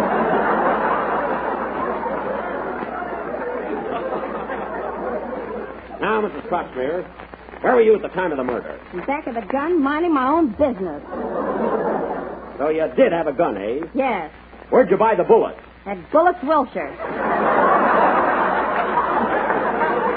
That's a local gag, folks, but it fits. Now, listen, Mrs. Crotsmere. I want the whole story from you right from the start, and I want the truth. Get it, the truth. Okay, Bloodhound. My husband and I were sitting in the den. He was behind his desk cleaning his pipe. Yes, go on. When suddenly a shot rang out. I looked toward the window, and there I saw... Beg pardon, madam. Are we having Jell-O for dinner? Yes, Jenkins. Any particular flavor? A little of each, and be sure that it's genuine Jell-O with the big red letters on the box. Make a note of that, Sarge. Gotcha, pal. Now, go ahead, Mrs. Crotsmere. What did you see? Well, I looked out of the window, and there in the moonlight I saw shadows running across the lawn. Oh, moonlight and shadows, eh? Must have been making a dash for the hit parade. Make a note of that, Sarge. Ain't worth it. And then what happened, Mrs. Crotsmere? I screamed and fired 2 shots. 2 shots, eh? I thought you were lying. Now, listen, gal, you're coming with me. And what's more, you're coming without a struggle. I never struggled yet, big boy.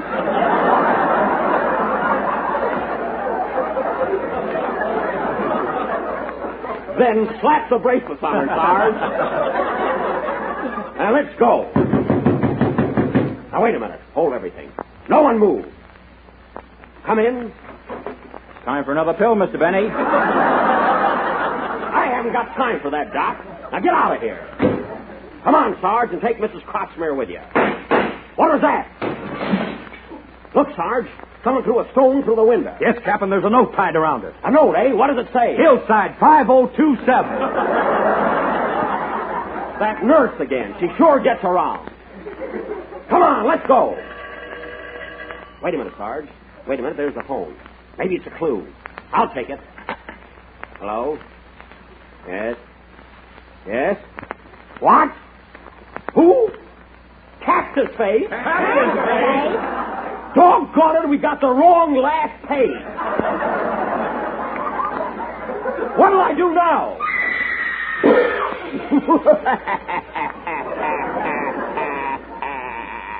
This will be concluded next Sunday night. Will the murder be solved? Will they find the right page? Will Jack's doctor run out of pills? Listen in next Sunday night and find out. Play Pill.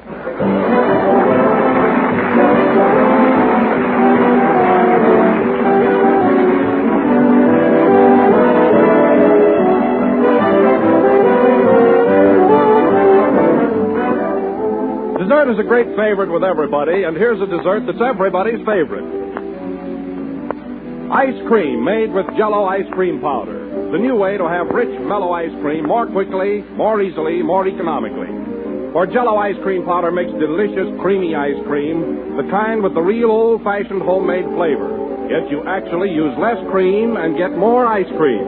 And you make it right in the freezing trays of your refrigerator. Or, if you prefer, you'll get the same wonderful results with an ordinary hand freezer. All you do is combine Jell-O ice cream powder with milk, some cream and sugar, and you'll soon have a quart and a half of smooth, mellow ice cream. And economical? I'll say it is. Why, one package of Jell-O ice cream powder makes 1.5 quarts of ice cream, twice as much as most other such products on the market. So serve ice cream made with Jell-O ice cream powder soon. There are 5 rich, delicious flavors. Chocolate, vanilla, strawberry, lemon, and maple, and there is unflavored, too, so that you can make any flavored ice cream you want. Ask your grocer tomorrow for several packages of Jell-O ice cream powder.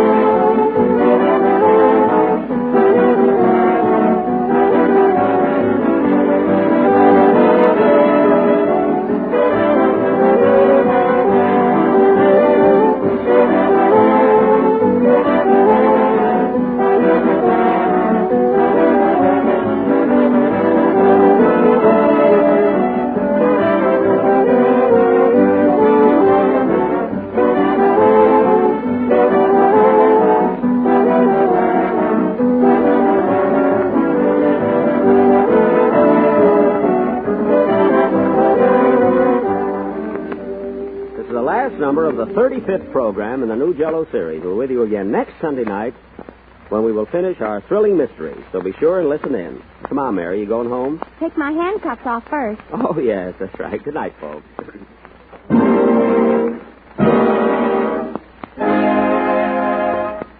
J-E-L-L-O.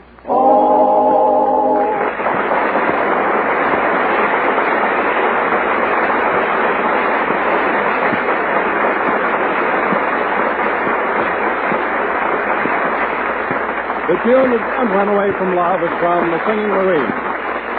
The Jell-O program comes to you from Hollywood over the Red Network of the National Broadcasting Company.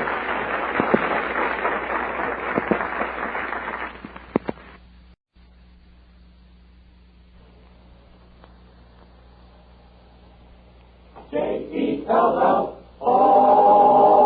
The Jell-O program starring Jack Benny with Mary Livingston and Phil Harris and his orchestra. The orchestra opens the program with When.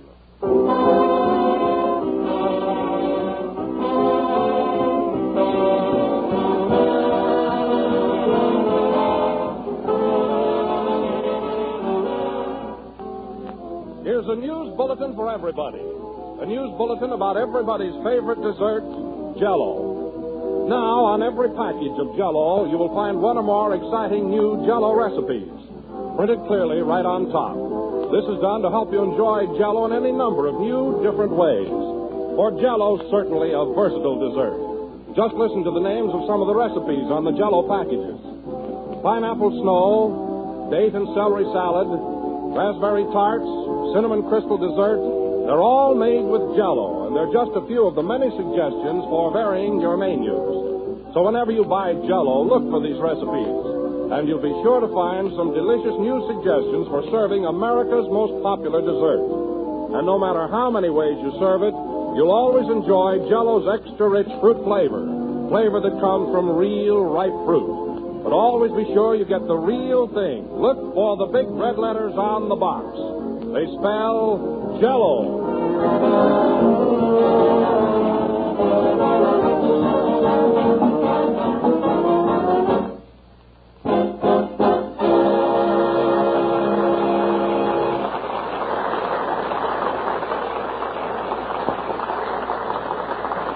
And now, ladies and gentlemen, we bring you the man who has thrown away his medicine, hot water bottle, and doctor's bills, Jack Benny.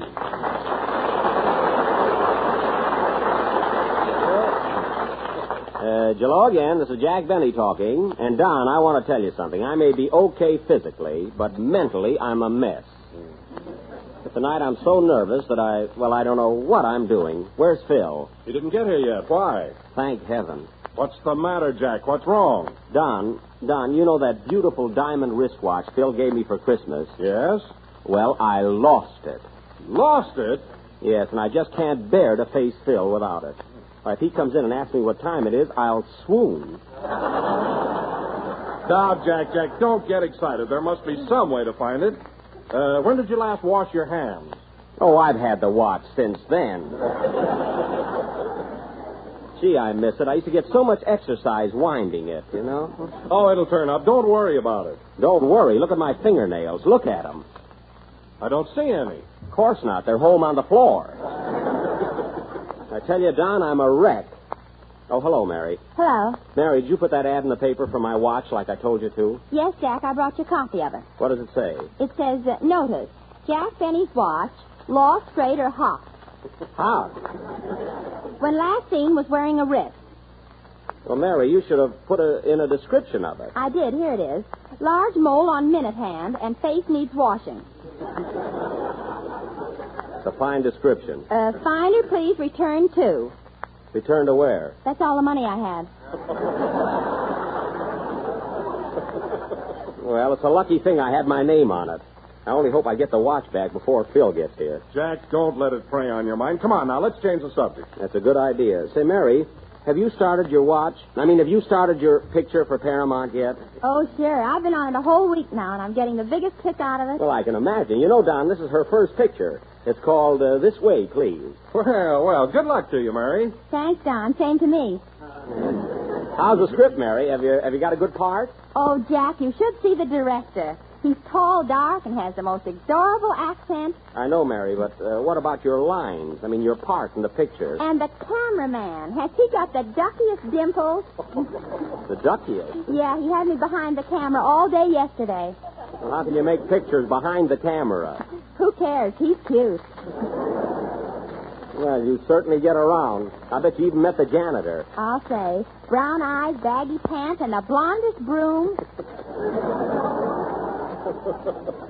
All right, Mary, that's enough. Hey, Jack. What? Have you forgotten about your watch yet? Hey, what are you trying to do anyway? See, now I'm all upset again. Oop, I'll bet that's Phil now. You can't kid me. It's Kenny Baker. Oh, hello, Kenny. Hello. What's the matter with you, Jack? You look so calm and excited. Well, you're half right, and that's a record for you. What happened? Well, if you must know, Kenny, I lost that beautiful wristwatch Phil gave me for Christmas, and I can't find it anywhere. Did you look on your wrist? Yes, Kenny, I did, and it's not there. Well, maybe it's lost. Yes, Kenny, that's the idea. I lost my watch, and I don't know where to look for it. Gee, if it was a collar button, you could look under the dresser. Oh, I could, huh? Yeah, and if you were an old maid, you could look under the bed. Well, I won't even answer that. Jack, your watch will turn up. Now take it easy. Gee, if that's Phil Harris, I'll die. Come in. Mr. Benny?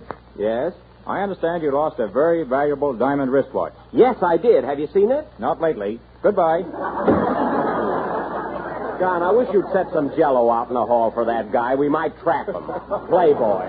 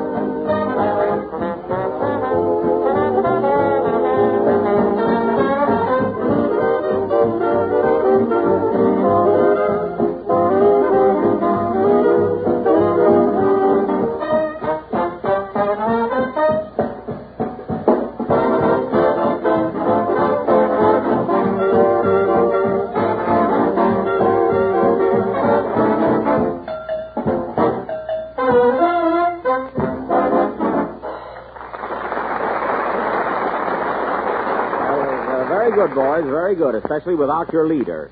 Say, Don, while the boys were playing, did anyone come in or call about the watch? No, and stop worrying about it, Jack. You're too sensitive. Well, of course I'm sensitive. Yeah, Jack wouldn't even bait a fish hook without giving the worm ether. Well, I certainly wouldn't. Believe me. Do you ever notice the look in a worm's eyes when you're about to put him on the hook? He just seems to say, take it easy, bud, not through the vertebrae.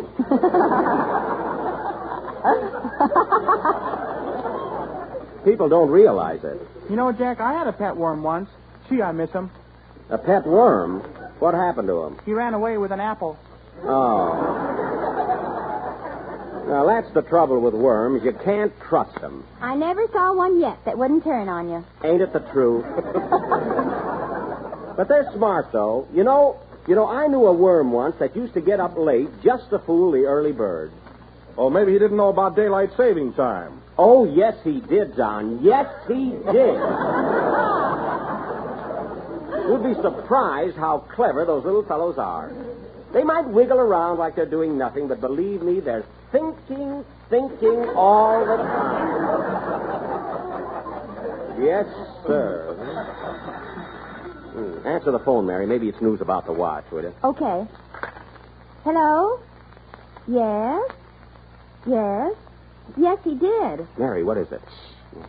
Yes? Oh, yes, he'll be very happy. That's all that's on his mind. What a relief. He's right here. Yeah. It's for you, Don. Hello? Yes? Yes, madam. You can always tell genuine Jell-O by those big red letters on the box. Fine time to call up about that. Yes. You will find that it tastes twice as good as ever before with its 6 delicious flavors: strawberry, raspberry, cherry, orange, lemon, and lime. Orange, lemon, and lime. You're welcome, madam. Goodbye. Don, I wish you'd keep your romantic affairs off of this program. But it was business. Oh, business, sure, with you gushing all over the phone. And at your age, too. Telegram for Jack Benny. Hey, maybe that's good news about the watch. See who it's from, Mary. Here, boy. Gee, I hope it's... Jack is from your father. Oh, Dad, huh? What does he say? Dear son, is your watch insured or should I worry too?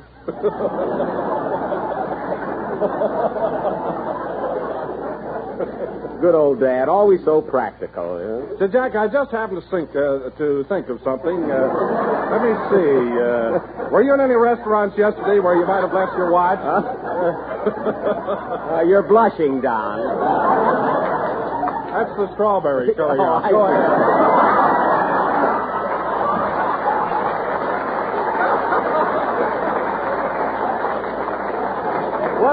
What did you ask me? I asked you, Jack, if you were at any restaurants yesterday where you might have left your watch. Don, I always have enough money to pay my check. Well, I mean, where you could have mislaid it. Well, let's see. I had lunch at the Biltmore and dinner at the Ambassador. Come in. Pardon me, does Mr. Jack Benny broadcast from here? Yes, I'm Jack Benny. What is it? Did you possess something yesterday that you unpossesses today?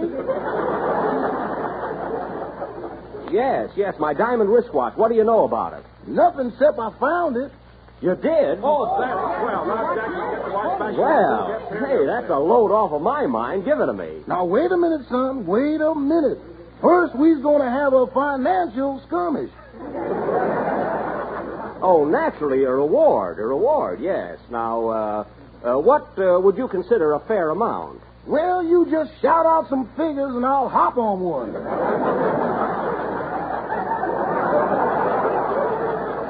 Okay, now, let me see. Shall we say $10? Inflate that. Well, maybe I can do a little better. Suppose I make it 12 and a half. Whee! Listen to them fractions. Well, look, what do you say to $15? Is 15 okay? Confidentially, Now, hold on. You don't own the watch. You just found it. I got it, ain't I?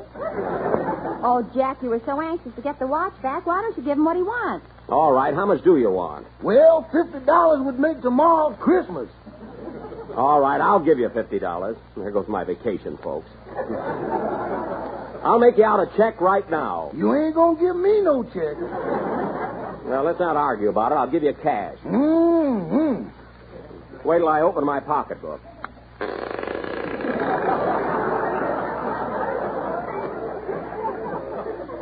I'll have to oil that. Oh, look. A butterfly flew out of Jack's pocketbook. That's a moth. All right, young man. Here's your money. Thank you, sir. Here's your watch. Oh, boy. Oh, by the way, young fella, where did you find Mr. Benny's watch? In a restaurant. Oh, yes, the Ambassador. No, sir. This was the Acme hot dog parlor.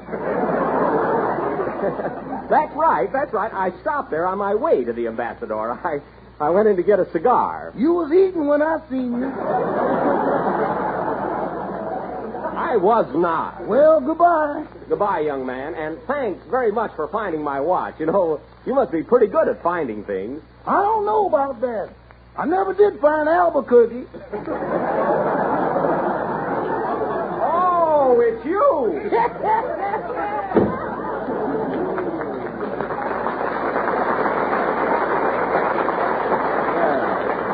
$50.05 for a hot dog. Oh, well, as long as I got my watch back. Sing, Kenny.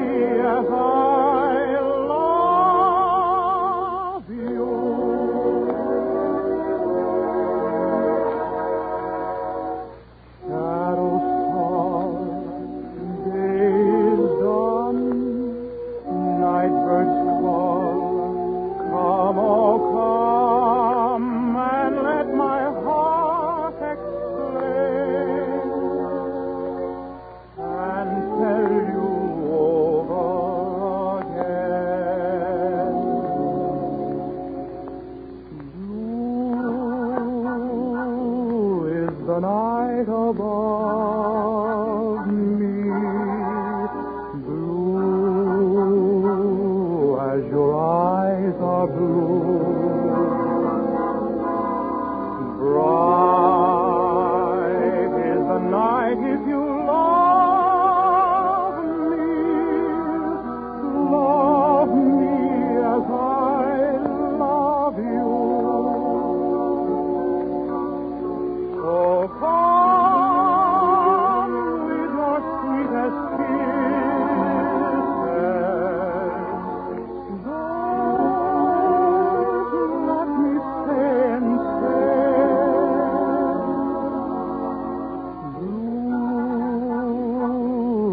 the night above me, blue as your eyes are blue,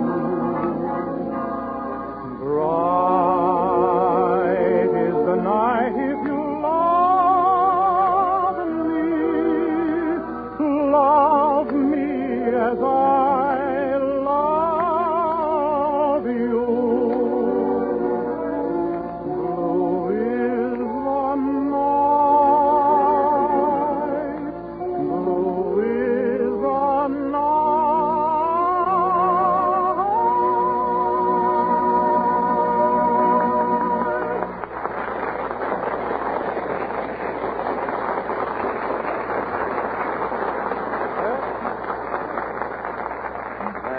That was Blue as the Night, sung by Kenny Baker. And, Very good, Kenny. Well, it was. It was.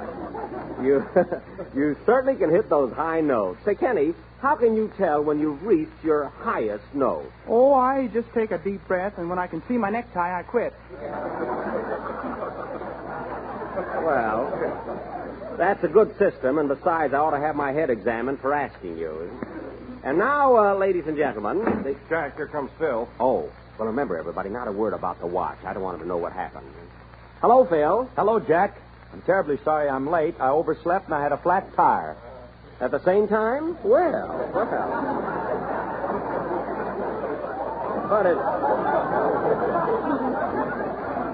But it's all right, Phil. That can happen to anybody. Gee, aren't you mad? No. As a matter of fact, I'm glad you're late. Say, what is this anyway? Don't tell them, folks. Oh, Jack, what time is it? Now, Mary, I told you. Oh, what's the matter? You got a back, didn't you? Now, cut it out. What's all the excitement, Jack? Well, I hate to break it to you, Phil, but the cat's out of the bag. I may as well tell you. I lost the watch. What watch? What watch? The watch you gave me for Christmas. But I got it back. Oh, that's good. Hello, Kenny. Hello.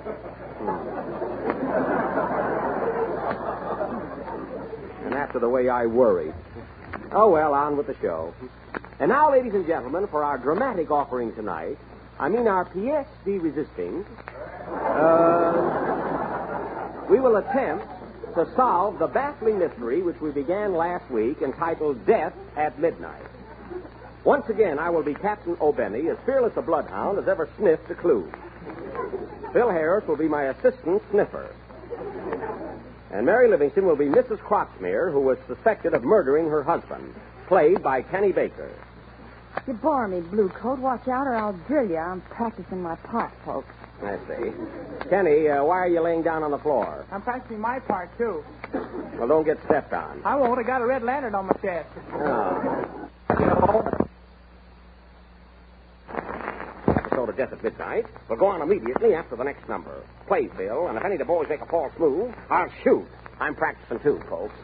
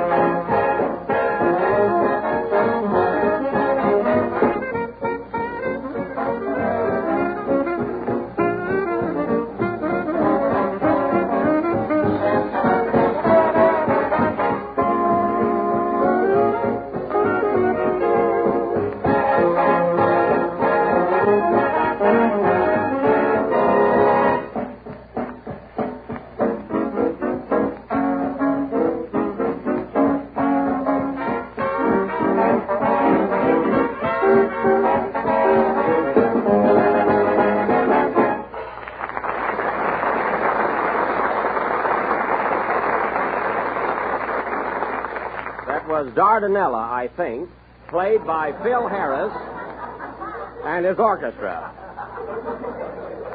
And now for our play, Death at Midnight, or Can't You Hear Me Calling, Caroline. As you may remember, last week, Mr. J. Wellington Croxmere was found murdered in his den. His wife was in the room at the time, but claimed she had nothing to do with it. Captain O'Benny was called in, but up to now he was unable to get anywhere with the crime or Mrs. Croxmere. The latter causing him considerable annoyance. As the scene opens, we find Detective O'Benny and Sergeant Harris at police headquarters. Curtain. Music.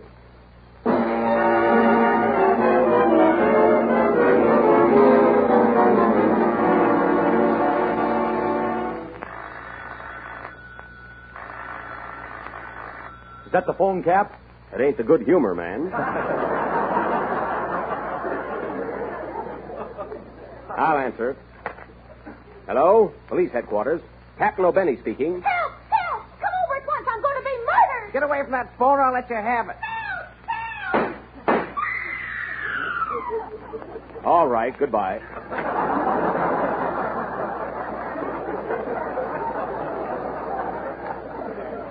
What's wrong, Cap? Oh, some family spat. Well, we got to settle this Croxmere case first. Anything new on it? No, but I got a hunch there's a man in the case. You know that saying, cherchez la femme.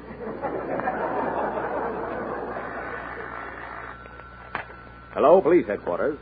Hello, Cappy. This is Mrs. Crossmere. Yes? Why don't you come over and investigate my husband's murder? It's no use. I can't find any evidence. Well, drop in anyway. I'm lonesome.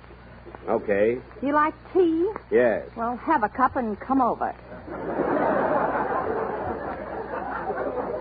I'll be right there. Come on, Sarge. We got to get over to Mrs. Croxmere's right away. I think she's guilty and ready to crack.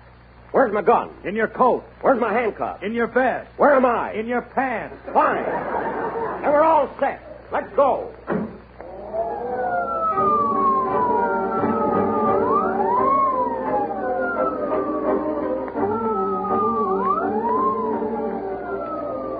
Here's the place, Sarge. Come on, open up. Entrez, monsieur. Hello, Fifi. Where's Mrs. Croxmere? Elle est dans la chambre. À côté, elle est sur repos. Oh, qu'est-ce que c'est, huh? I thought so. Make a note of that, Sarge. Voulez-vous? Now listen, Fee. My name is Fifi. Well, I'm in a hurry. You get Mrs. Croxmere down here, toot sweetie. Okay, Toot. Here she comes now.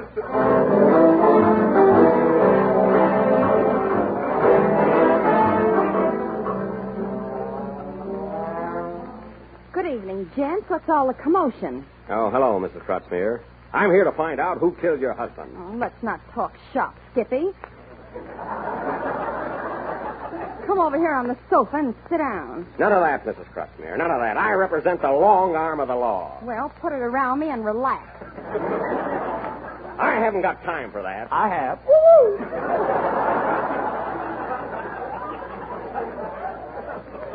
Sergeant, aren't you ashamed of yourself? Not yet. Oh.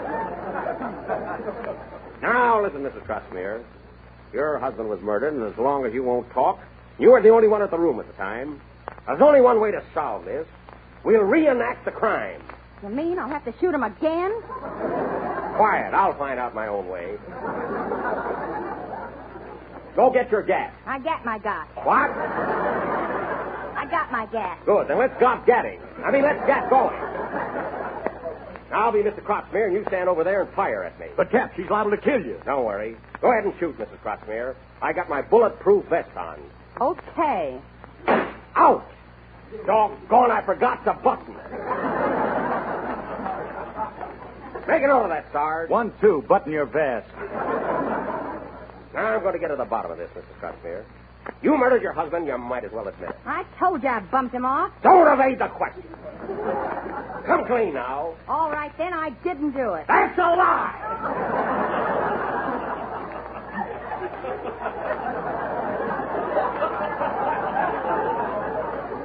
Now, listen, you. Oh, nuts. I'm going home. Lay down, Kenny. Just takes a holiday.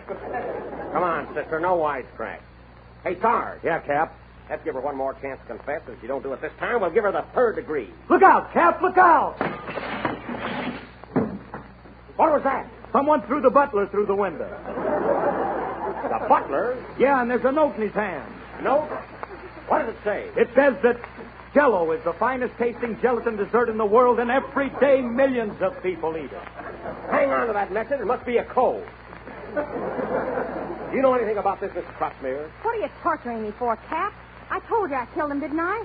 I couldn't stand it any longer, so I shot him. I shot him dead. I knew you'd break down. And why did you murder your husband? I killed him because I loved him. You loved your husband? No, the Iceman. Oh, so that's it, eh? Why didn't you kill the Iceman? Wait till you look in the icebox. That's all I want to know. Slap the braces on her, Sarge, and let's go. Wait a minute. Hold everything. No one move. Come in. Pardon me, but I'm looking for a guy by the name of Jack Benny. I'm Jack Benny, but you'll have to wait. I'm right in the middle of a play. Well, I don't know anything about that. Have you got a diamond wristwatch with a platinum band? Yes. Phil Harris gave it to me for a present last Christmas. That's the one. Hand it over. Now, wait a minute. Who are you? I'm from the credit jewelry store, and the payments on that watch haven't been kept up. Oh, when was the last payment made? A week after Christmas. Now, come on, give me that watch. Hey, wait a minute. Oh, Phil. Good night, folks. Phil. Come on, give me that watch. Well, here it is. Of all the cheap, low, four-flushing... You better play, boys. By the most contemptible, humiliating thing I've ever heard of to give me a watch for Christmas.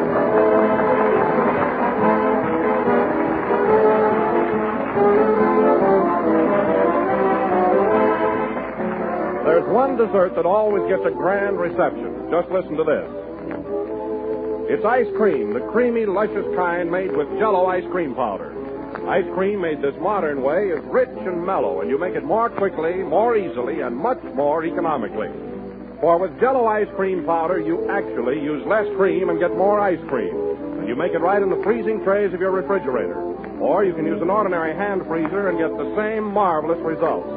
Just combine Jell-O ice cream powder, milk, some cream, and sugar, and soon you'll have a quart and a half of smooth, velvety ice cream with that real homemade flavor.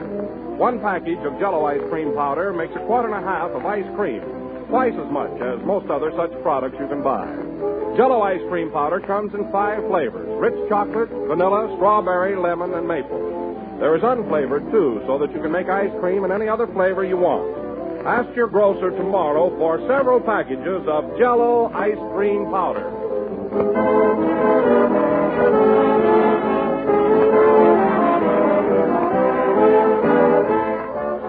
This is the last number of the 36th program in the new Jell-O series. We'll be with you again next Sunday night at the same time. Of course, I'll have to guess at the time. Say, Jack. What? Don't worry about the watch. Oh, it isn't the watch, Mary. It's the principle of the thing. Besides, I gave that fellow $50 for finding it. That Phil Harris, of all the mean, deceitful, false friends that good night, folks. I've ever...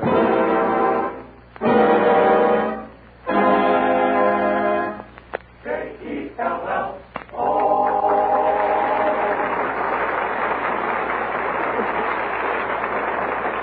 The Jell-O program comes to you from Hollywood over the Red Network of the National Broadcasting Company.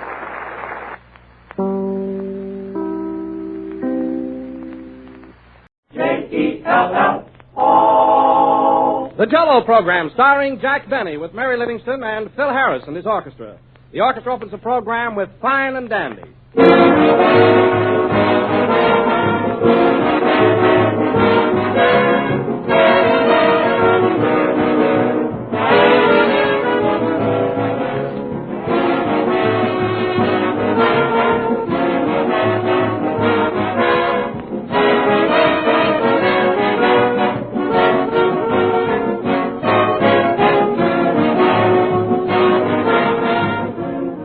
June is the month of weddings, and here's a special hint for June brides.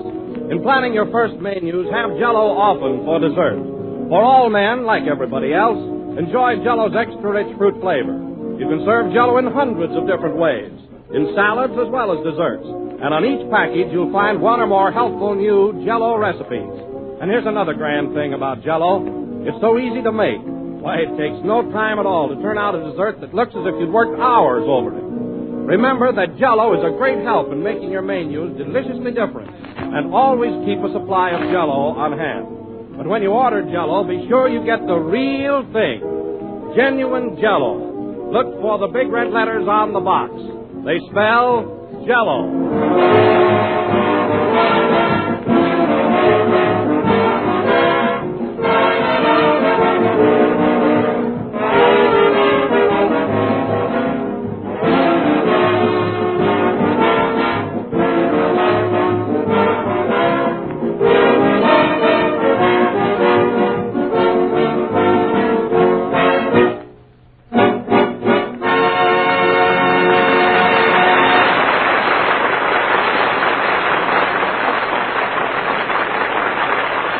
That was fine and dandy, played by the orchestra. And now, ladies and gentlemen, we bring you a man who looks twice as good as ever before, but oh, how he looked before, Jack Benny. Well.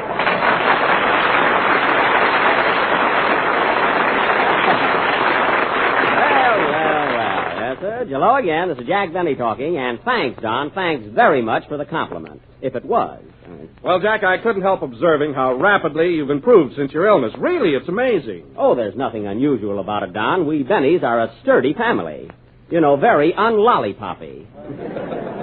Oh, yes, Jack, you certainly are the picture of health. I feel good, too, and you know what's been doing it, don't you? Plenty of fresh air and exercise. Well, that's news to me. Do you really go in for exercise? Oh, passionately.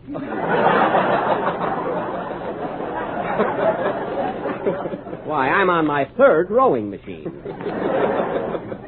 By the way, Don, where are the next Olympic Games? In Japan in 1940. Gee, I wish they were sooner.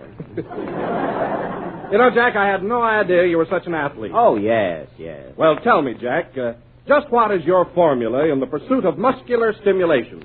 Well, what was that, Don? I say, what do you do for exercise? Oh. Well, Don, the first thing in the morning, I fling back the covers and jump out of bed. Then I do my breathing exercises. What's that? I smell my breakfast. By that time, I'm ready for my... Oh, hello, Kenny. Hello, Jack. What are you fellas talking about? Exercises that have been building him up. Oh, exercises. I train her. You have? What does he do for you, Kenny? Oh, he takes me for a run through the park, and then he makes me jump through hoops, and after that he makes me balance a ball on my nose. But, Kenny, you've got an animal trainer. What? An animal trainer. Well, he certainly did wonders for me. He did, huh? You should see me bury a bone.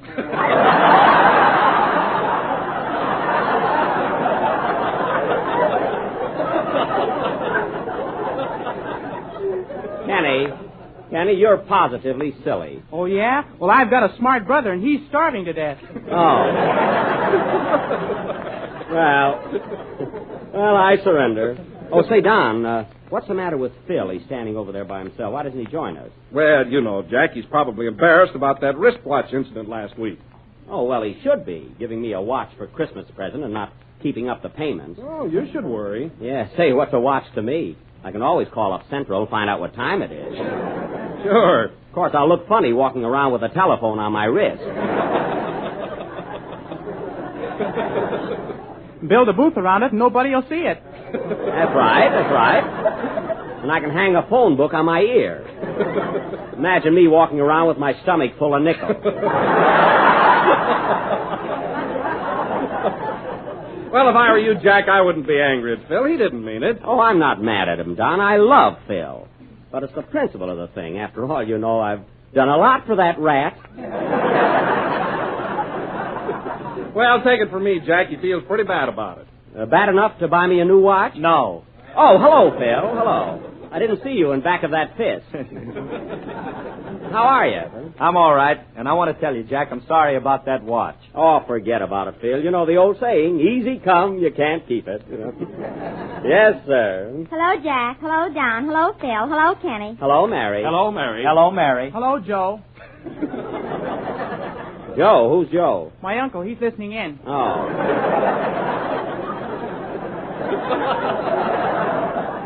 Well, Mary, do you notice any change in me? How do I look? You look swell, Jack. Gee, you're so tan and muscle-bound. Muscle-bound? Why, Don told me I look better than I ever did. Oh, Don's full of baloney. Is that so? Jack's full of nickels. Listen, Mary, Don noticed a great improvement in me, and it's because I've been taking a lot of exercise. That's what's doing it. That's nothing. I exercise, too, every morning. You do? Well, tell me, Mary. Get this, Don.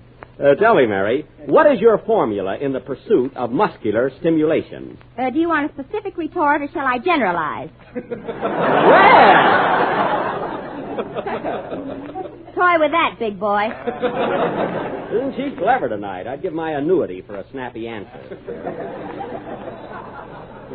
There's a phone. I'll take it. Hello? Yes? It's for you, Mary. For me? Mm. Hello? Yes? Who is it, Mary? Quiet, nosy. Yes, this is Miss Livingston. Oh, hello, Mr. Shower. Yes? Well, I'll try. Hold the line, please. Jack, it's Mr. Shower, my producer at Paramount. What does he want? He wants me to come over to the studio right away and shoot an important scene. Can I go? Well, yes, if it's important, Mary. Thanks. Hello, Mr. Shower? It's okay, Toots. I'll be right over. So long. Toots? That's his first name. His first name is Melville. Well, his secretary calls him Toots. Oh. Well, you better run along, Mary. After all, it's your first picture. Oh, Mary, before you go, I'd like to ask you a favor. Sure, what is it, Don? If there's a spot in your picture where you can mention, well, of course, I don't want you to be obvious about it, but if you can just squeeze in a word about those 6 delicious flavors, I'd appreciate it. I'll do the best I can. Yeah, but be subtle about it, Mary, you know. Anything else, Don? Well, let me see. What's the name of your picture, Mary? It's called This Way, Please. Gee, I'd appreciate it if you could get them to change it to This Way, Jell-O. Yes, Mary, it only means changing one word, you know. But don't be obvious about it. I'll see what I can do. Hey, This Way Jell-O doesn't make sense. Hey! Well, run along, Mary, and good luck on your picture. So long, Mary. Goodbye. Say, Jack. What? I just thought of something very funny. What is it? Well, come on now, tell me. What is it? Oh, no, I'm saving it for my picture. Oh. Goodbye. Gee, I can hardly wait to see it. Play, Phil.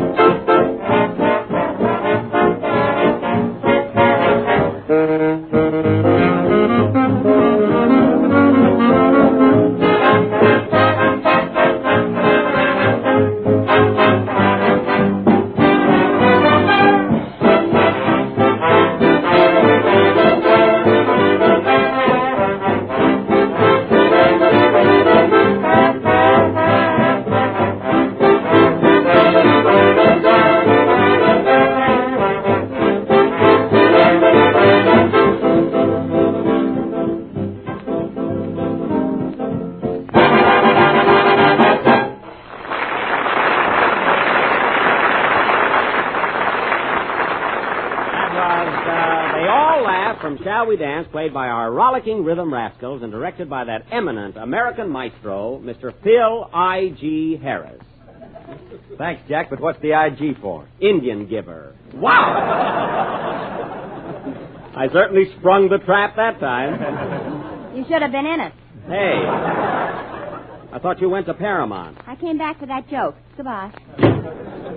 Say, Phil, do you think that gag was worth coming back for? No. And say, Jack, I don't want to harp on this, but I've been feeling kind of low all week. You're not really angry about that watch, are you? No, Phil, of course not. And don't worry about it. Let me tell you something, Phil. There's something greater than the material things in life. Something beyond and above earthly possessions. And, Phil, I value your friendship more than all the watches in the world. Jack, you're kidding. I sure am.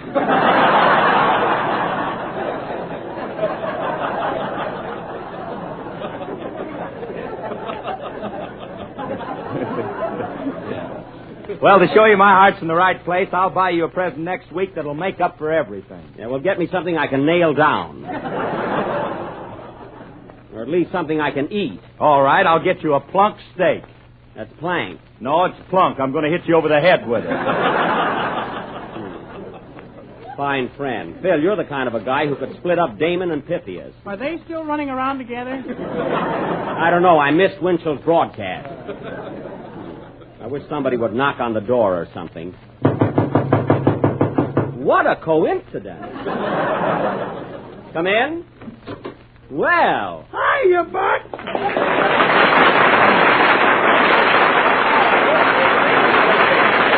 Andy, I'm glad to see you. Same here. Say, you're quite a stranger. Haven't been around in almost a month. What happened? Well, I started down here several times, Buck. Then I thought, there's no use putting on my shoes just for that. Why? Is that so much trouble? Well, I don't mind putting them on. It's the buttoning that gets me. Say, I hear you were pretty sick. Yes, Andy, and I was kind of disappointed that you didn't send me anything. Well, I was going to send you flowers, but Ma said, better wait and see which way it goes.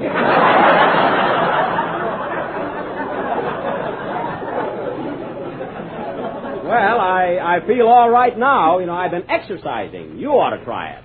But by the time I get through plowing and chopping wood, I ain't got no time for it. Oh, naturally. About the only real exercise I get is helping Ma carry Pa up to bed. Why, is the old boy that lazy? Yep, most every night he comes home dead lazy. I get it, I see. Say, where's Mary? I'm over at Paramount working on my picture. Go away, Mary. What were you saying, Andy? I said, where's Mary? Oh, she had to go over to Paramount to work on her picture. She did? You know, I'm working over there, too. I'm with Bing Crosby. Oh, you and Bing, huh? Yeah, say, Buck, do you think two crooners in one picture is overdoing it? No, Andy, no. You and Bing don't sing anything alike. I don't know. He's coming along pretty fast. Well, I wouldn't worry about it. Say, Andy, have you got any cute girls working with you? Mighty cute, Phil, but they ain't cooperating worth a darn. They ain't, eh? Well, maybe they prefer Bing Crosby. After all, he's a ladies' man. That's what I told you. Two crooners is too much. There's something to that, huh? But there's one thing I can't understand, Buck. What's that? Well, if those gals are so stuck on Crosby, why did they let me run out and get them sandwiches all the time? Well, they must like you, too. I know, but it gets pretty monotonous hearing them say, oh, honey, to Bing and ham on rye to me. Well, cheer up, Andy. You may work yourself up to chicken salad. Well, that's pictures for you. You know, I'm starting on one myself pretty soon. It's called Artists and Models. You got a good part? Only the leading role, Andy. Say, Jack, what did you say the name of your picture is? Artists and Models. Artists and Models? Why, they've been shooting that for 6 weeks. They have? Well, I better get over there.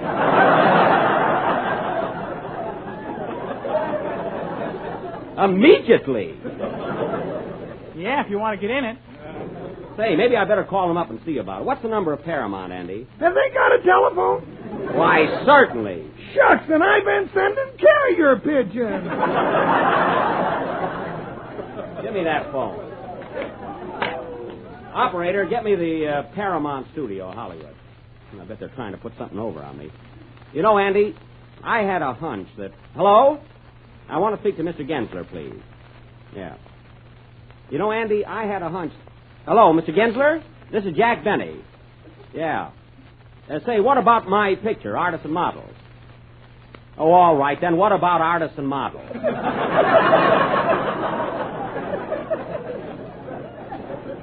Well, I understand you've been shooting it for 6 weeks. When are you going to get to me? I'm not worried. What? Well, don't I come out of the barrel at all?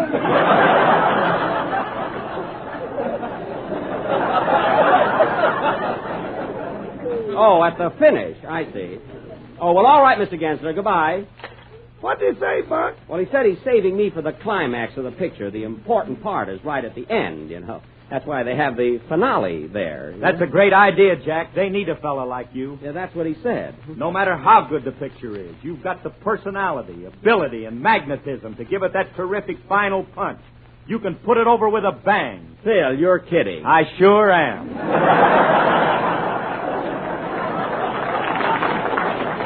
Now, wait a minute, Mr. Harris. That's my career you're kicking around. Yeah. Well, Buck, I gotta leave you now, Buck. I'm due back at the studio myself. Say, Andy, I think I'll go along with you. I'm kind of anxious to see how Mary's doing. Mind if I go along, Jack? Not at all, Don. You want to join us, Phil? I'd like to, but who'll lead the orchestra? Oh, come on. After 37 weeks, they're not going to start looking at you now. Okay.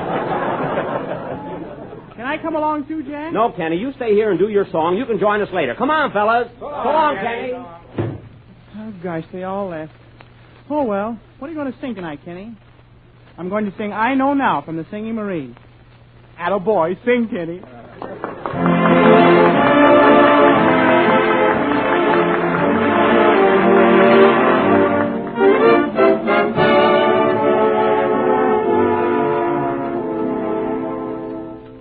It's not a sign of meekness to say you're wrong when you discover your mistake. It doesn't show your weakness, it shows you're strong when you admit a blunder that you make. For I know now you're the only one. I know now I'm the lonely one.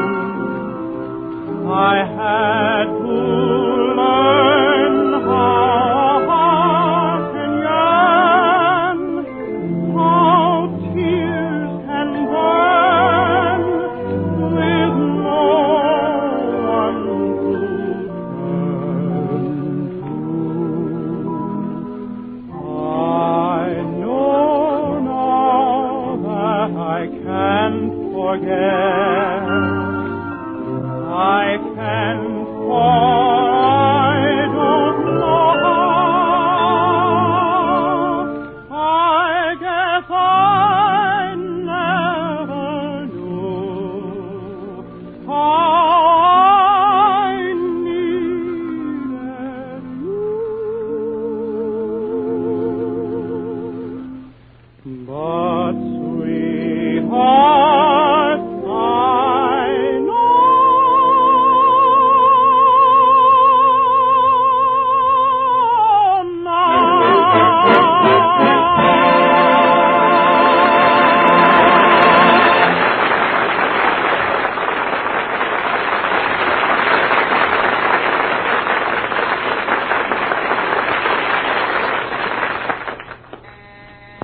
Paramount Studio.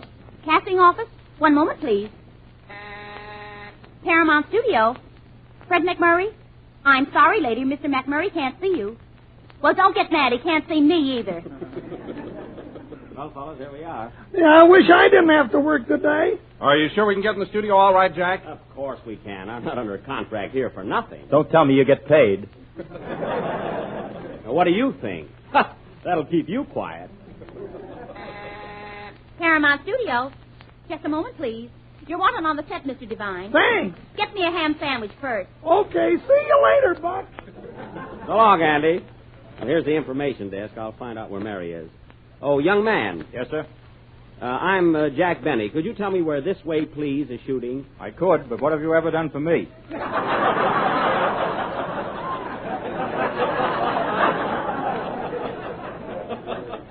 Well, this is the information desk, isn't it? Say, are you trying to bribe me? Now, look here, young man. What stage is Mary Livingston working on? Stage 7. Thanks. How do I get there? You can walk or I'll take your piggyback.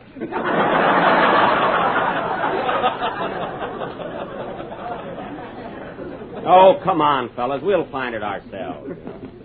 Say, who needs him?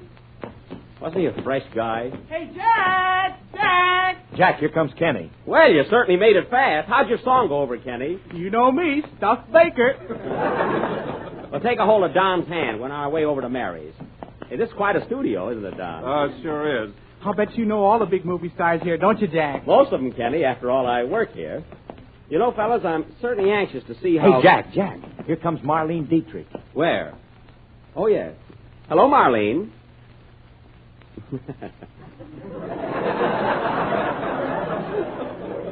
Oh, Miss Dietrich, hello. That didn't work either. I guess you didn't recognize me without her makeup on. She's pretty, isn't she? Huh? She's my dream girl. Well, wake up and live. Dream girl. Jack, isn't that Gary Cooper standing over there? Where? Oh, yes. Hiya, Gary. Hello, Sam. Sam. That was my name in my last picture, you know. Well, here's stage 6. We're almost there. Say, Jack, there's a man that looks just like Abraham Lincoln. Well, he ought to. It's his statue. Oh. Well, here we are, fellas. Stage 7. Follow me in.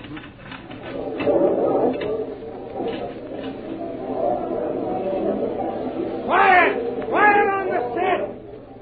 Yeah, I guess they're ready to shoot. Oh, boy, look at those chorus girls. See you later, man. Woo-woo! Leave it to him. Oh, pardon me, sir. Miss Livingston is working on this set, isn't she? Yeah, but I wouldn't bother her right now. She's in a very bad mood today. Very temperamental. Yeah, what's the trouble? Well, you know how these actresses are. No. There she is, Jack. Oh, yes. Huh? Miss Livingston.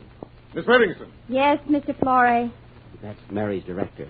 Try that scene again, and this time give me a little more emotion, please.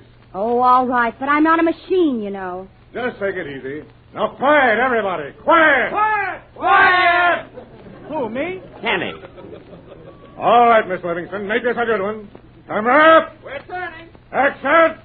Oh, what is this hollow existence? What is life but a shell? I may have million jests, but what good have they did me?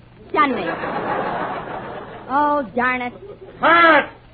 What's the matter with you, Miss Livingston? What's the matter with me? Me? The man stands there and asks me such a stupendous question.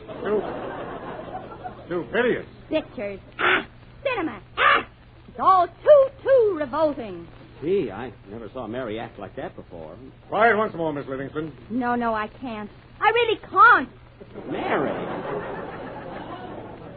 I don't feel those lines. I don't feel the part. It ain't me. Wow! Now, Miss Livingston, please try and... I can't work with this crowd staring at me. People! I want to be alone. Mary, what's the matter with you? You stay out of this! But I'm only trying to help Miss Livingston. I don't need any help. I'm Robert Florey. Well, I'm Jack Benny. I'm Kenny Baker. Quiet! I'm Don Wilson, and Jell-O has 6 delicious flavors: strawberry, raspberry, cherry, orange, lemon, and lime. Throw that guy out! I don't care. I did my duty. Quiet! Quiet!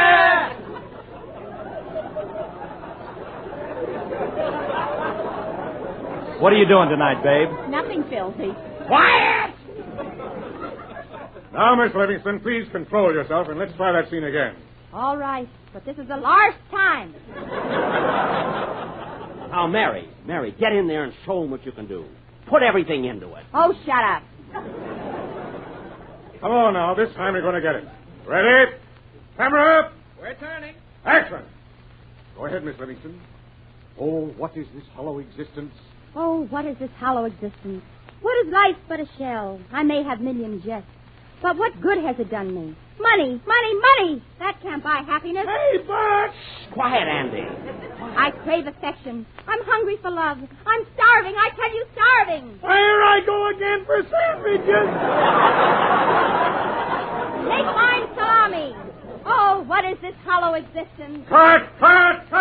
Sardine on toast! Put big on pie. Quiet! Quiet!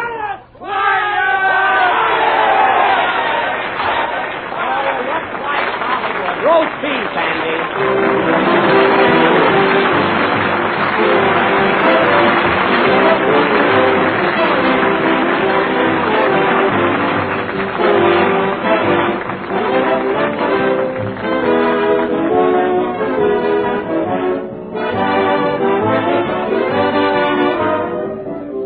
Ice cream is a great American specialty, and here's how to make the finest ice cream you ever tasted. Make it with Jell-O ice cream powder, the new improved product which makes delicious, creamy ice cream right at home. Ice cream made this quick, easy way is more economical, too, for you actually use less cream and get more ice cream. You make it right in the freezing trays of your refrigerator, or you can use an ordinary hand freezer and get the same delicious results. All you do is combine Jell-O ice cream powder, some milk, some cream and sugar, and you'll soon have a quart and a half of smooth, mellow ice cream. A quart and a half, mind you, or twice as much as you get when you use most other such products. Jell-O ice cream powder comes in 5 flavors: chocolate, vanilla, strawberry, lemon, and maple. And there's unflavored, too, so that you can make any other flavor you prefer. Serve ice cream made with Jell-O ice cream powder for dessert soon. It's bound to make a big hit with everybody. Ask your grocer tomorrow for Jell-O ice cream powder.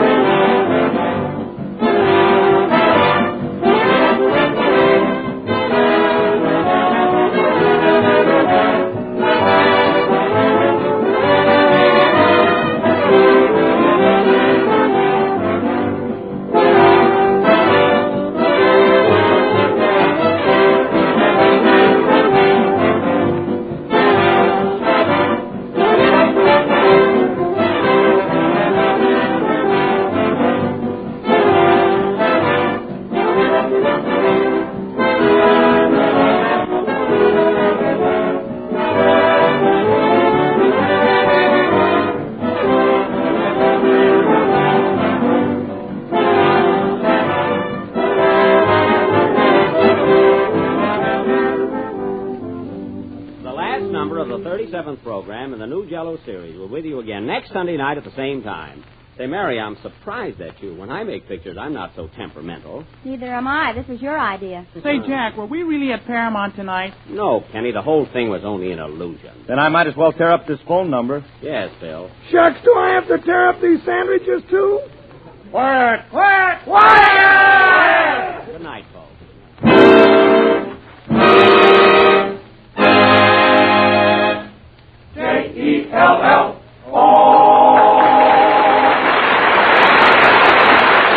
The Jell-O program comes to you from Hollywood over the Red Network of the National Broadcasting Company.